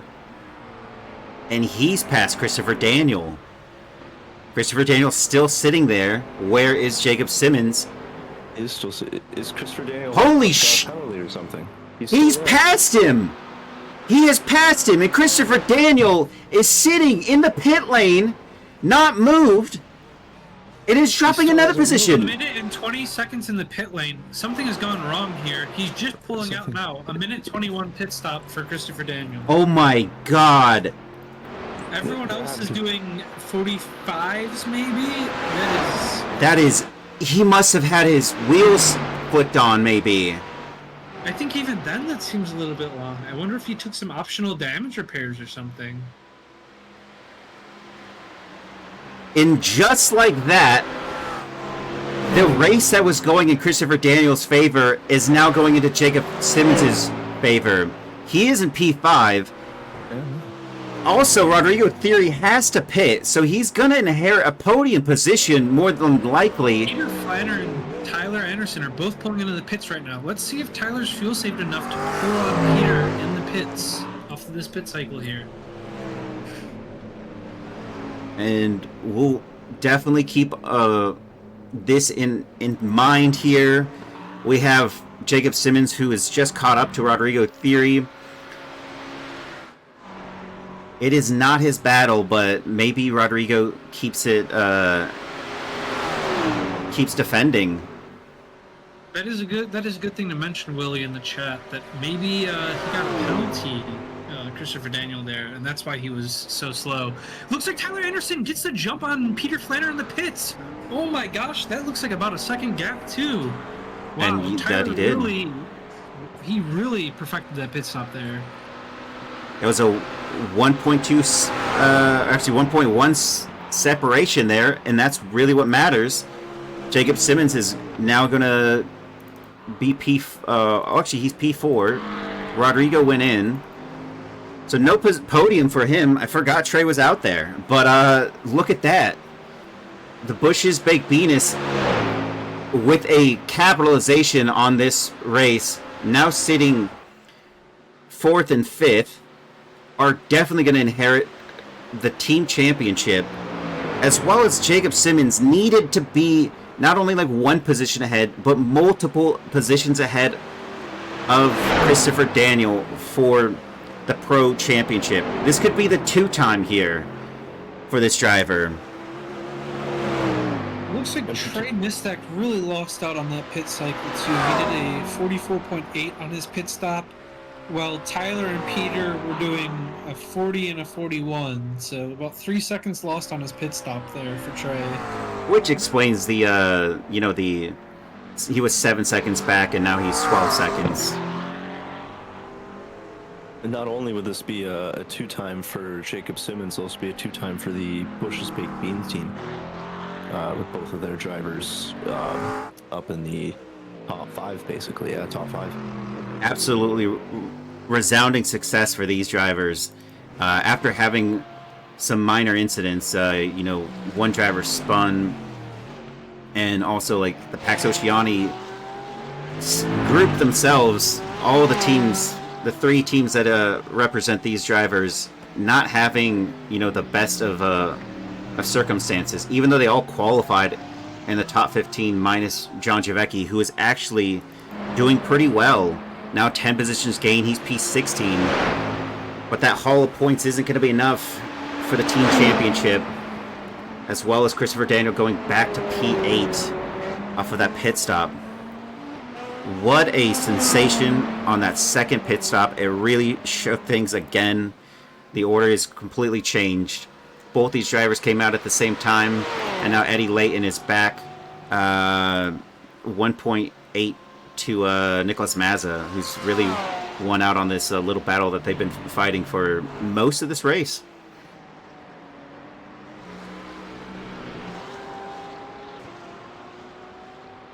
And now no one is really close in this fight. We have Peter Flanner, who is 1.1 seconds back. He might be nearly our closest rivals, besides Rodrigo Theory, who's got Eddie Layton ahead, and might actually have Is Eddie Layton a pro driver? I would believe he would be a pro driver. Maybe he is. Yes, he is a pro driver. Yes. Oh yes, I do. No, that's Eddie A. Smith.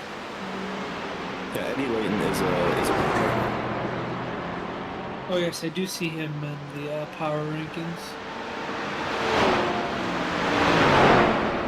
I guess I just don't see him on the championship. I think this might be his first race of this season. He took a little hiatus. It's good to see him back.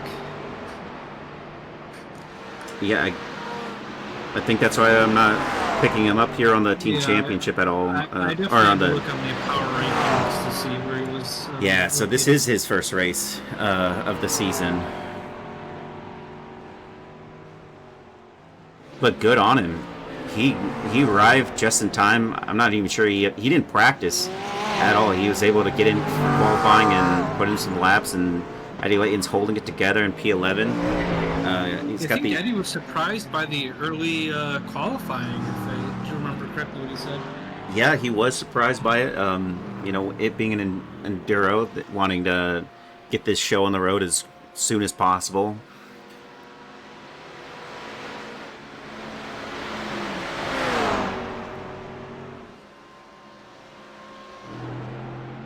Now, Christopher Daniel has a 4.7 second gap to Trevor Bonesteel, 4.4, 4.5. What he could best do is just mitigate the damage and try to pass a couple drivers before this race ends. And I think Trey's position is going to be pretty cemented because the safety car is no longer enabled after an hour. So we've reached past that point. There will be no more safety cars outside of any damage. And it looks like Tyler Anderson smacked the wall pretty hard. Not too hard, but decently on the way down the hill. But I do think Trey will no longer be able to get any help from the safety car, so he'll have to catch up 12 seconds off of pure pace. Well, that little bump was significant because now Peter Flanders 7/10ths back. We go on that left front. He seems fine. Oh no! Wow, I spoke too soon on Trey Mistek. I guess I did my first commentator's curse here. I'm not even sure if he gets this back. Okay, he's got it back in order. He's P5 at the moment. Alex Authen is behind him. 3.4. He's going to have to go in the pits and get that fast repair if his car is not doing well. It sounds like Trey Mistek might be having some VR issues if what I was listening to is correct. I heard some talk about some artifacting and then questions of overheating or something. Was that Tyler Anderson letting Peter Flaner through? And we're going to go back over to it. He lets him by. What is that? Oh, it sounds like Tyler has some damage and didn't want to battle him. Is what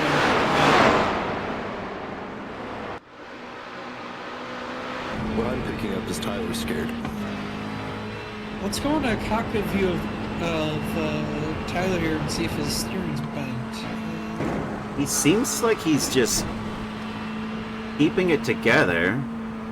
Well, He seems like he's pretty stuck on the rear of Peter still going through this downhill section. maybe is there a slowdown in that area? No, I mean I have the disc. I'm listening to them talking in their little chat there, and you mentioned something about damage. Well, there goes Peter Flanner, just inheriting. I mean, yeah, that was a definite slowdown to let him by. But he's not letting him go, so... Yeah. It looks like Trey Mistek has ran into issues again. I don't know if he's crashing the wall or something, but I just did hear him say, "There goes again."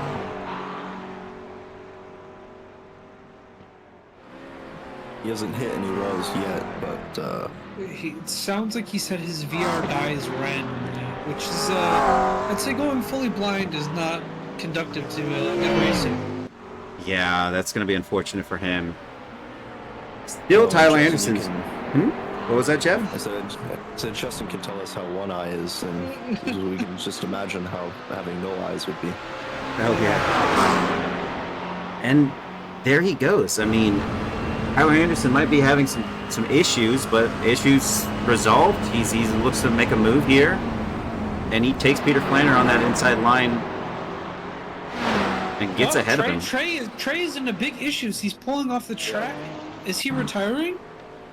Trey might be retiring from this race. I just heard Trey say it was fun while it lasted. I think that is a retirement from Trey Mistek, and I'm watching him in the pits, and the position counter is slowly going up. He's lost at least 3 or 4 positions. Another position inherited for John Javecki. You know, he's probably thinking we take those because that is unfortunate for Trey. He had a possible podium place finishing here. Out of all the races since he's been doing this, that would have been quite the the ribbon. Trey Mistek has disconnected, unfortunately. It's truly disappointing. That's gonna. It is. What a fantastic race! He was on such a, what was that, P3 or P4? It was at P3. Yeah. He was absolutely doing. Yeah. Wow. I guess Trey's not on ultra wides there, Cooper. No.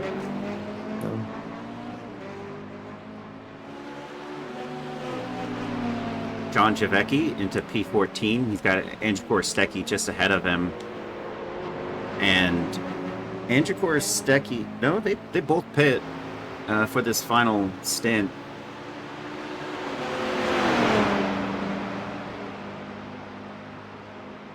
Can this be 13 gain for John Javecki? It's not a VR issue on Trey Mistek. It sounds like something about switching his other monitors.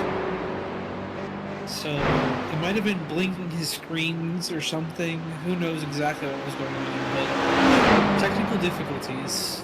One may chalk that up to mechanical failure for racing in real life. Very unfortunate. And they were going side by side for a bit, but these drivers are not. John Javecki's not going to get ahead just yet. And I am watching on this Tyler Anderson Peter Flanner battle, and they are catching lap traffic. Not yet, about a second and a half on this lap traffic. But it'll be interesting to see how the gap shakes up when they are done with this lap traffic. They got Steve and Marshall battling in front of them. And it's under a second now for Tyler Anderson. Will he catch them before he's done with the top of the mountain? Not sure, but on board with Christopher Daniel here, who's going to make the move there on Trevor Bonesteel for P6. And so Christopher Daniel mitigating as much as he can in that Pro Standings Championship. The back of Marshall. He's sending a move down the inside. Marshall keeps it wide open. He gets through on the place. And let's just keep on what we're watching here, Justin. We can't. No one can see that, so just keep watching this. Peter Flanner is 8/10 separated, but it's not much of a battle just yet. JD Daniel is going to have the move on Michael Oceans possibly here for a position, and also John Javecki with Andrew Korostecki also. So Pax Oceani all around the board is trying to make some moves.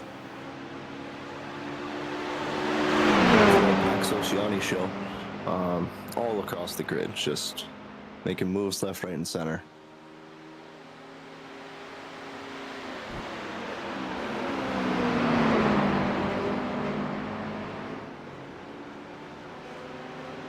And I don't think it's going to happen this go around just yet as they head up the hill.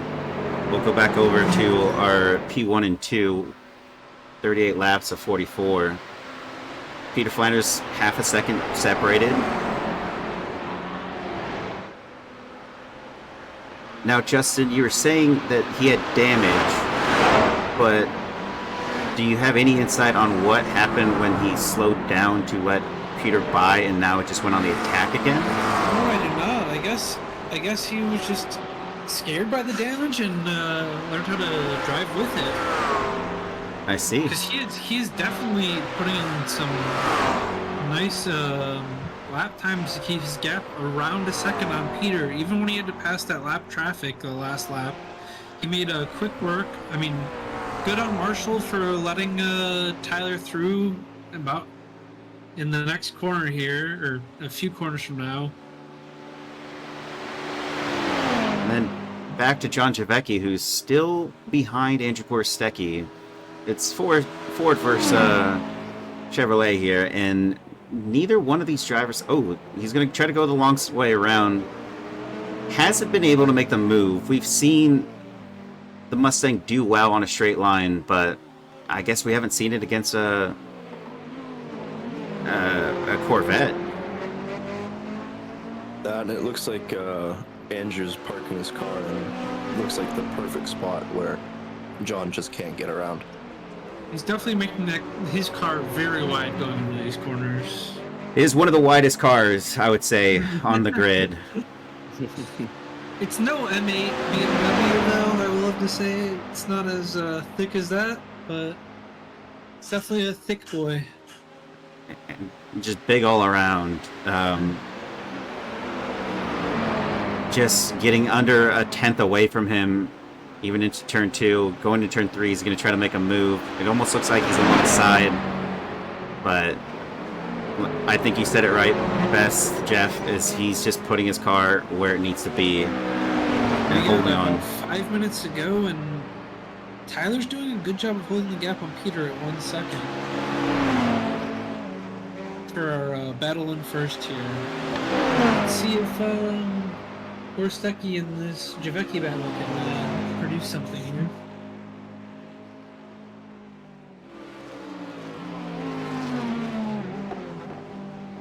And while looking at that, that's Tyler Anderson, Peter Flannery. I doubt that's going to be a situation they have to worry about, but P1 and 2 are, sitting right behind them, 15 seconds back. Yeah, I think with the 5 minutes left, I don't think they're going to be pulling, enough time in these last few laps. 5 seconds a lap. They do what they need to catch them. Now, as it stands, okay, we have John Javecki moving to the inside line here on Andrew Gorstecki. I think it's finally going to happen. He's... Ooh, yeah, he sent that, and it looks like he has them. Ooh! That is unfortunate. John Javecki is going to not have to worry too much, but now he's got Tyler Anderson 6 seconds on him now. That time will probably come. He's probably going to have to move out of the way for those drivers. And it shows Andrew Gorstecki gone into the pit window, or went to the pit stops. What? Well, I guess that is good for John Javecki there.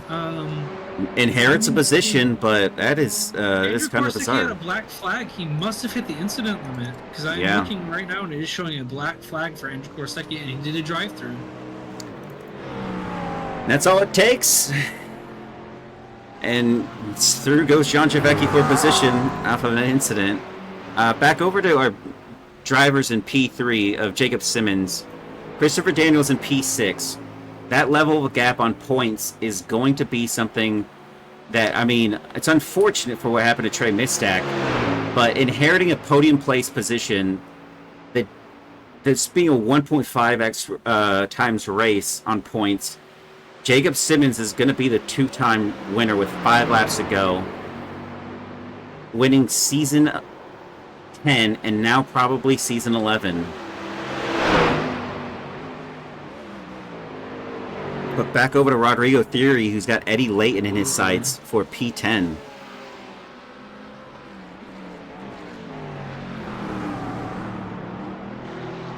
Now Jeff and Justin, let's start with Jeff. Do you guys have any insights on these two drivers here? And Eddie Layton and Rodrigo Theory? Yeah. Yeah. not too many insights, other than I know that Rodrigo should not be an AM driver. Yeah, Eddie, he's new to the league. Obviously, Eddie's not new to the league. Oh, Eddie Layton's not new. Oh. Yeah, no, he's been around. He predates you, bud. Yeah. Oh, that's fine. Yeah. I must have mixed with the other. There's an Eddie A. Smith who is. Okay, Yeah. That's my bad. Sorry, Eddie. No, it's all right. I knew Eddie Late. He just hasn't been around for races. Yeah, he's been busy with some real life commitments, but Yep. I would say Eddie's a very strong racer. I mean, I definitely know that me and Eddie had our fair share of time on the broadcast when we were at Le Mans, where we were stuck to each other like glue, replicating lap times. Eddie is a very strong competitor. He can stand the back of somebody for multiple laps in a row. Obviously, in this case, Rodrigo's on the back of Eddie, but I think Eddie's got this consistency to hold his position. I don't think he'll make any mistakes here. I think he can keep it held down, and it might take a send from Rodrigo. And we have had over 10 drivers essentially leave this race throughout this endurance. Some no fault of their own. What was that, Jeff? They said that it's almost like Jacob Simmons might win this, but Mr. Daniel's coming up on Alex Othon right now, and they're both teammates in the Pax Oceani, and that would only make Christopher Daniel one position below Jacob. So Chris might actually have a chance here of taking this title. Well, I can attest to this myself, having interviewed these drivers before. They've won races before. They've been on the podium steps. Christopher Daniel certainly has. And while they are all in a Discord talking to each other, hyping each other up, exchanging setups, adjusting things through practice, in the race, they are usually pretty quiet. And when they are talking, it isn't to let team orders be a thing, even sister team orders. At best, if the driver thinks he is faster and kind of shows that in the times, he may let the driver have an easy go. But I'm not sure with the whole points position. Corner. This is the final lap, right? It is finishing. Tyler Anderson is going to have this here, 1.6 seconds out of the last corner, and he is going for the win. And that is Tyler Anderson winning this race. Peter Flanner in P2. Jacob Simmons is coming alongside it, and we're going to get some lap traffic that are also going to finish this race before it. But an ad break at the finish line. Yeah, Jesus. that's what I was going to say. I was going to say there's an ad Jacob break Simmons in P3. Chris Lambeth in P4. Christopher Daniel is going to get by his teammate or sister teammate of Alex Othon. So there is a little bit happening there. They slowed down during the Conrad Straight.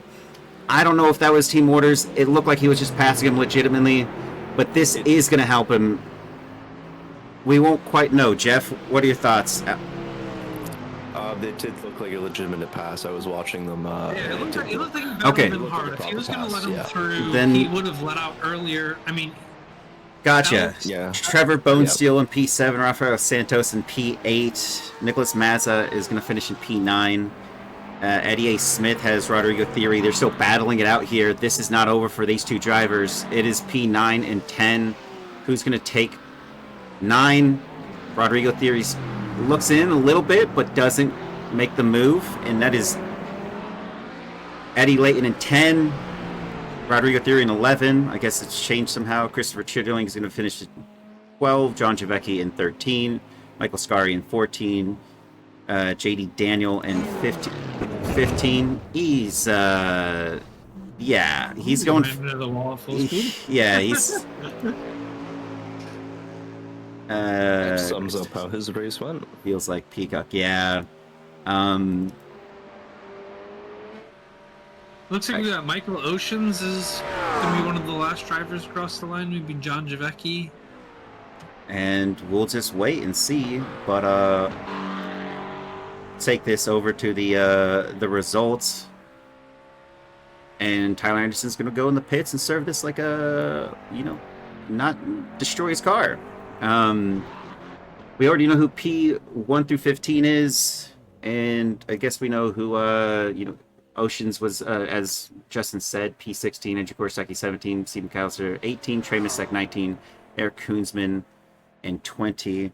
I don't know if we're going to get anybody, I Justin have to Noel and admire 21. the burnouts from Chris Schitterling here. P12, but the little lug nuts have some spirit here. He's sending some really nice burnouts. Yeah, I think you can see the smoke right there at the end of the start finish straight. Oh, camera change, but he is definitely burning it down. It does not look like Tyler Anderson wanted to do any celebratory burnouts. Peter Flanner is sending a burnout though. And, sorry, Justin, we're going to pull in. Here we got. This is Jacob Simmons. Congratulations. That is P3. Unfortunate what happened with Trey Missack, but you were able to win on that one.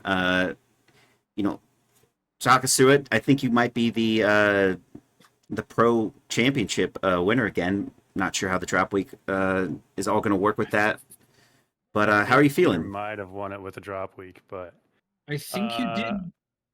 Oh, it's Go ahead. Oh, it's possible Peter Flanner might have won that with the drop week. Okay, I didn't even think about that, but the team championship, I do think you guys have it on a lock with the Bean team. oh, nice.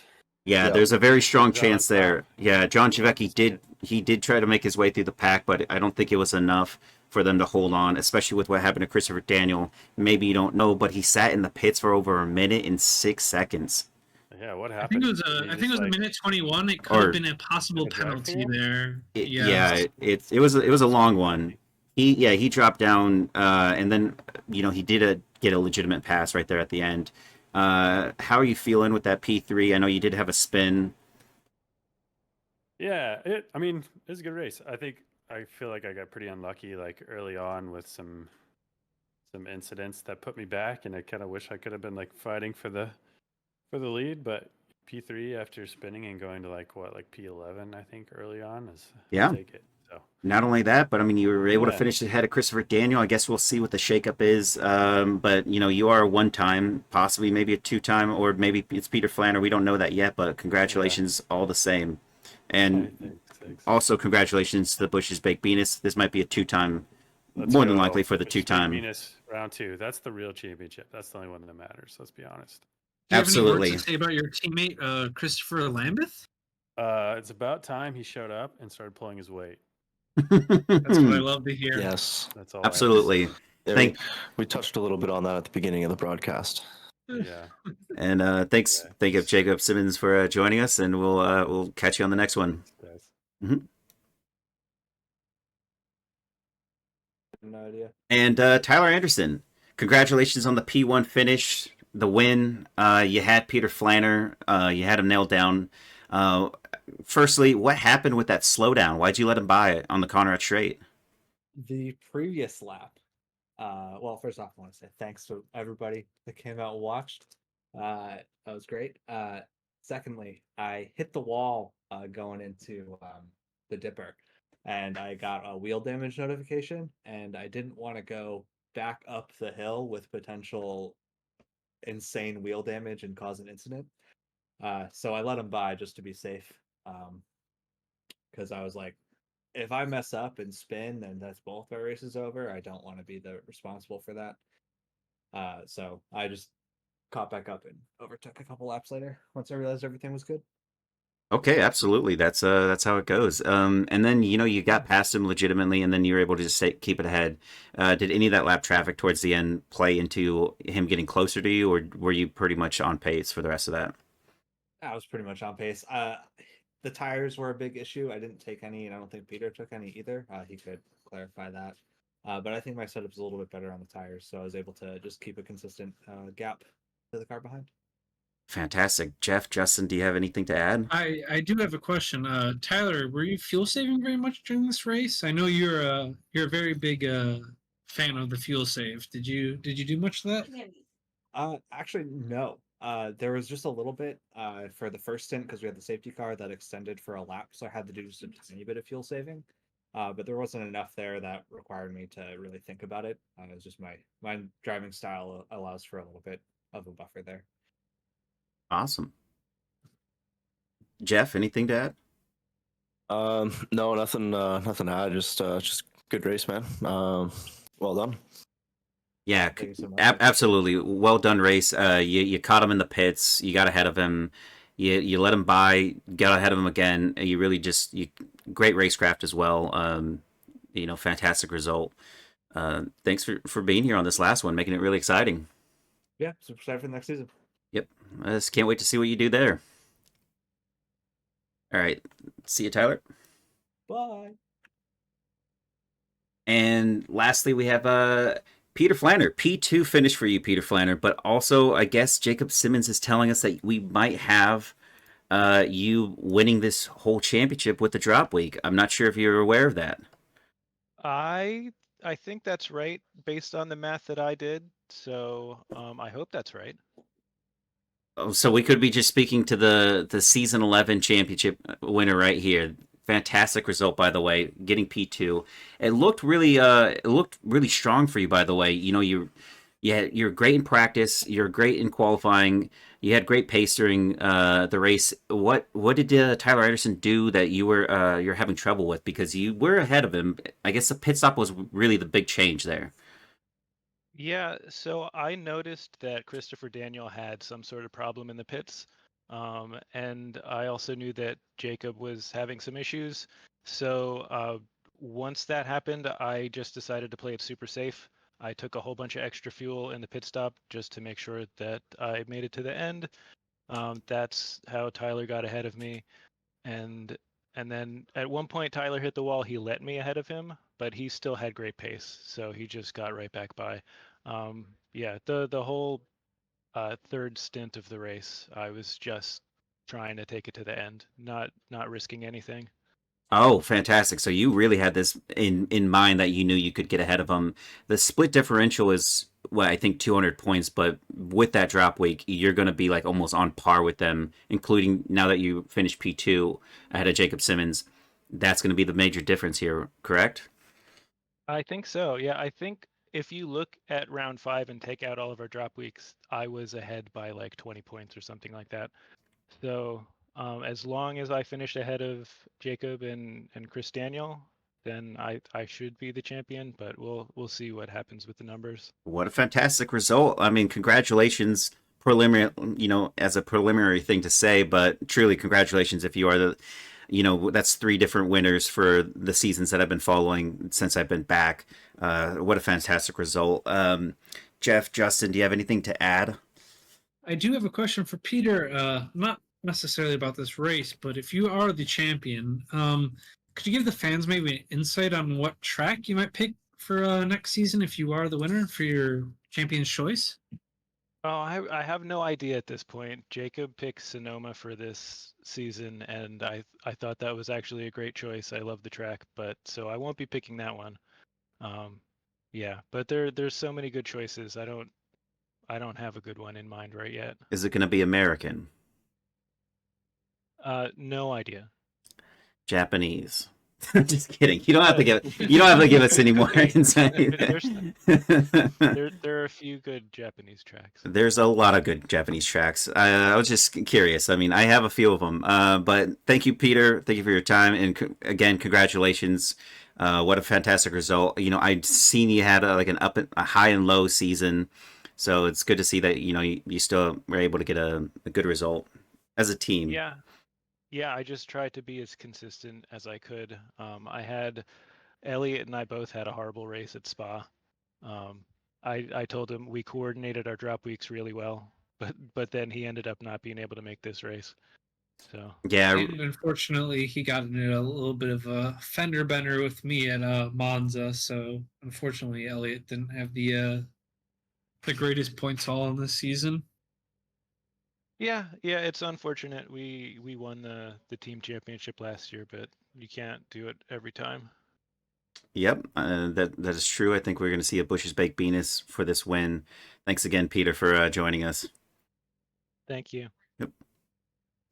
We have Rodrigo joining us for the Yes, AM we one? do. Rodrigo Theory, the AM class winner, champion. Congratulations. I'm not even sure if you won. Actually, I think you won this as well for the AM class. Looking at the results Yes, there. Noah posted that Rodrigo did in fact win this race as the AM driver, unless it is stolen valor. I mean, it's technically stolen valor at this point when they promote you.